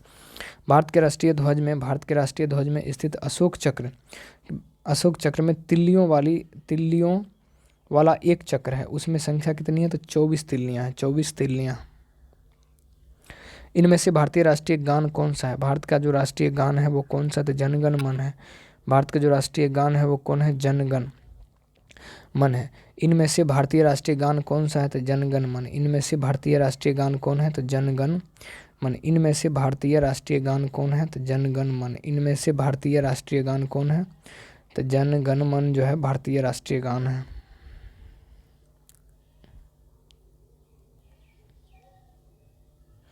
भारत का राष्ट्रीय फूल क्या है? भारत का राष्ट्रीय फूल कमल है। भारत का राष्ट्रीय फल क्या है? तो भारत का राष्ट्रीय फल क्या है? तो आम है। राष्ट्रगान को कब अपनाया गया था? राष्ट्रगान को 24 जनवरी 1950 को अपनाया गया था। राष्ट्रगान को 24 जनवरी 1950 को अपनाया गया था। राष्ट्रगान को 24 जनवरी 1950 को क्या किया गया था? अपनाया गया था। निम्नलिखित में से क्या राष्ट्रीय जनतांत्रिक गठबंधन सरकार द्वारा शुरू की गई स्कीम या कार्यक्रम नहीं है?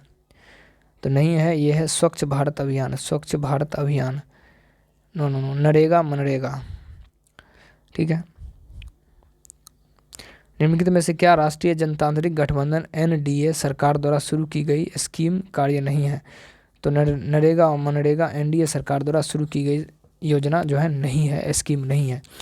जनधन योजना है, मिशन इंद्रधनुष है, स्वच्छ भारत अभियान है। संसदीय स्वरूप की सरकार में डैश, संसदीय स्वरूप की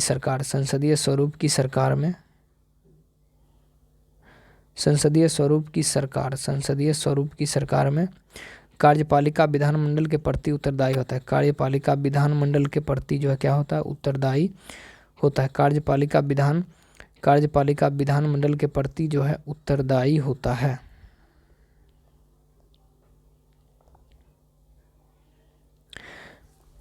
अखिल भारतीय सेवा के सदस्य किसकी सेवा करते हैं? तो ये जो अखिल भारतीय सेवा के सदस्य किसको सेवा करते हैं?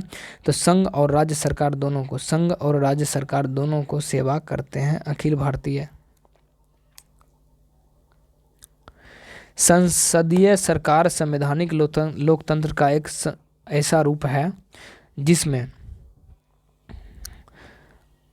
क्या है? जिसमें कार्यपालिका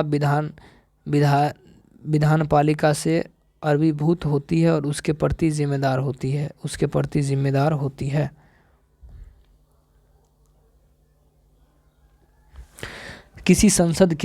जब किसी संसद के सदस्य को यह लगे कि किसी मंत्री ने मामले के तथ्यों को छुपाकर सदन का विशेषाधिकार भंग किया है तो उसके द्वारा उठाया गया प्रस्ताव क्या हो सकता है? उसके द्वारा उठाया गया प्रस्ताव विशेषाधिकार प्रस्ताव। भारत में पूर्व की तरफ देखो नीति निम्नलिखित में से किस प्रधानमंत्री द्वारा प्रारंभ की गई थी? पूर्व की तरफ देखो नीति, तो ये जो है पीवी नरसिम्हा राव। पूर्व की तरफ देखो यानी पीवी नरसिम्हा राव के द्वारा दिया गया था। पीवी नरसिम्हा राव। निम्नलिखित में से क्या राज्य का अनिवार्य तत्व नहीं है? संस्थाएं, यानी जनसंख्या जो है राज्य का अनिवार्य तत्व है, सरकार भी है और संप्रभुता भी है। संस्थाएं जो है राज्य का अनिवार्य तत्व नहीं है। संस्था राज्य का अनिवार्य तत्व है नहीं है। आज़ादी के बाद भारतीय कांग्रेस ने भारत में कितने साल के लिए शासन किया था? 49 साल के लिए। आज़ादी के बाद, एक बार और प्रश्न को देखते हैं हम। आज़ादी के बाद से भारतीय कांग्रेस ने भारत में कितने साल के लिए शासन किया? आज़ादी के बाद से भारतीय कांग्रेस ने भारत में कितने साल के लिए शासन किया था? कितने साल के लिए शासन किया था? 49 साल के लिए शासन किया था। 49 साल के लिए शासन किया था। किस प्रकार की सरकार में ईश्वर के नाम पर पुजारी शासन करते हैं? किस प्रकार की सरकार में ईश्वर के नाम पर पुजारी शासन करते हैं? धर्मांतर। किस प्रकार की सरकार में ईश्वर के नाम पर किस प्रकार की सरकार में ईश्वर के नाम पर पुजारी शासन करते हैं? ईश्वर के नाम पर पुजारी शासन करते हैं। तो धर्मांतर।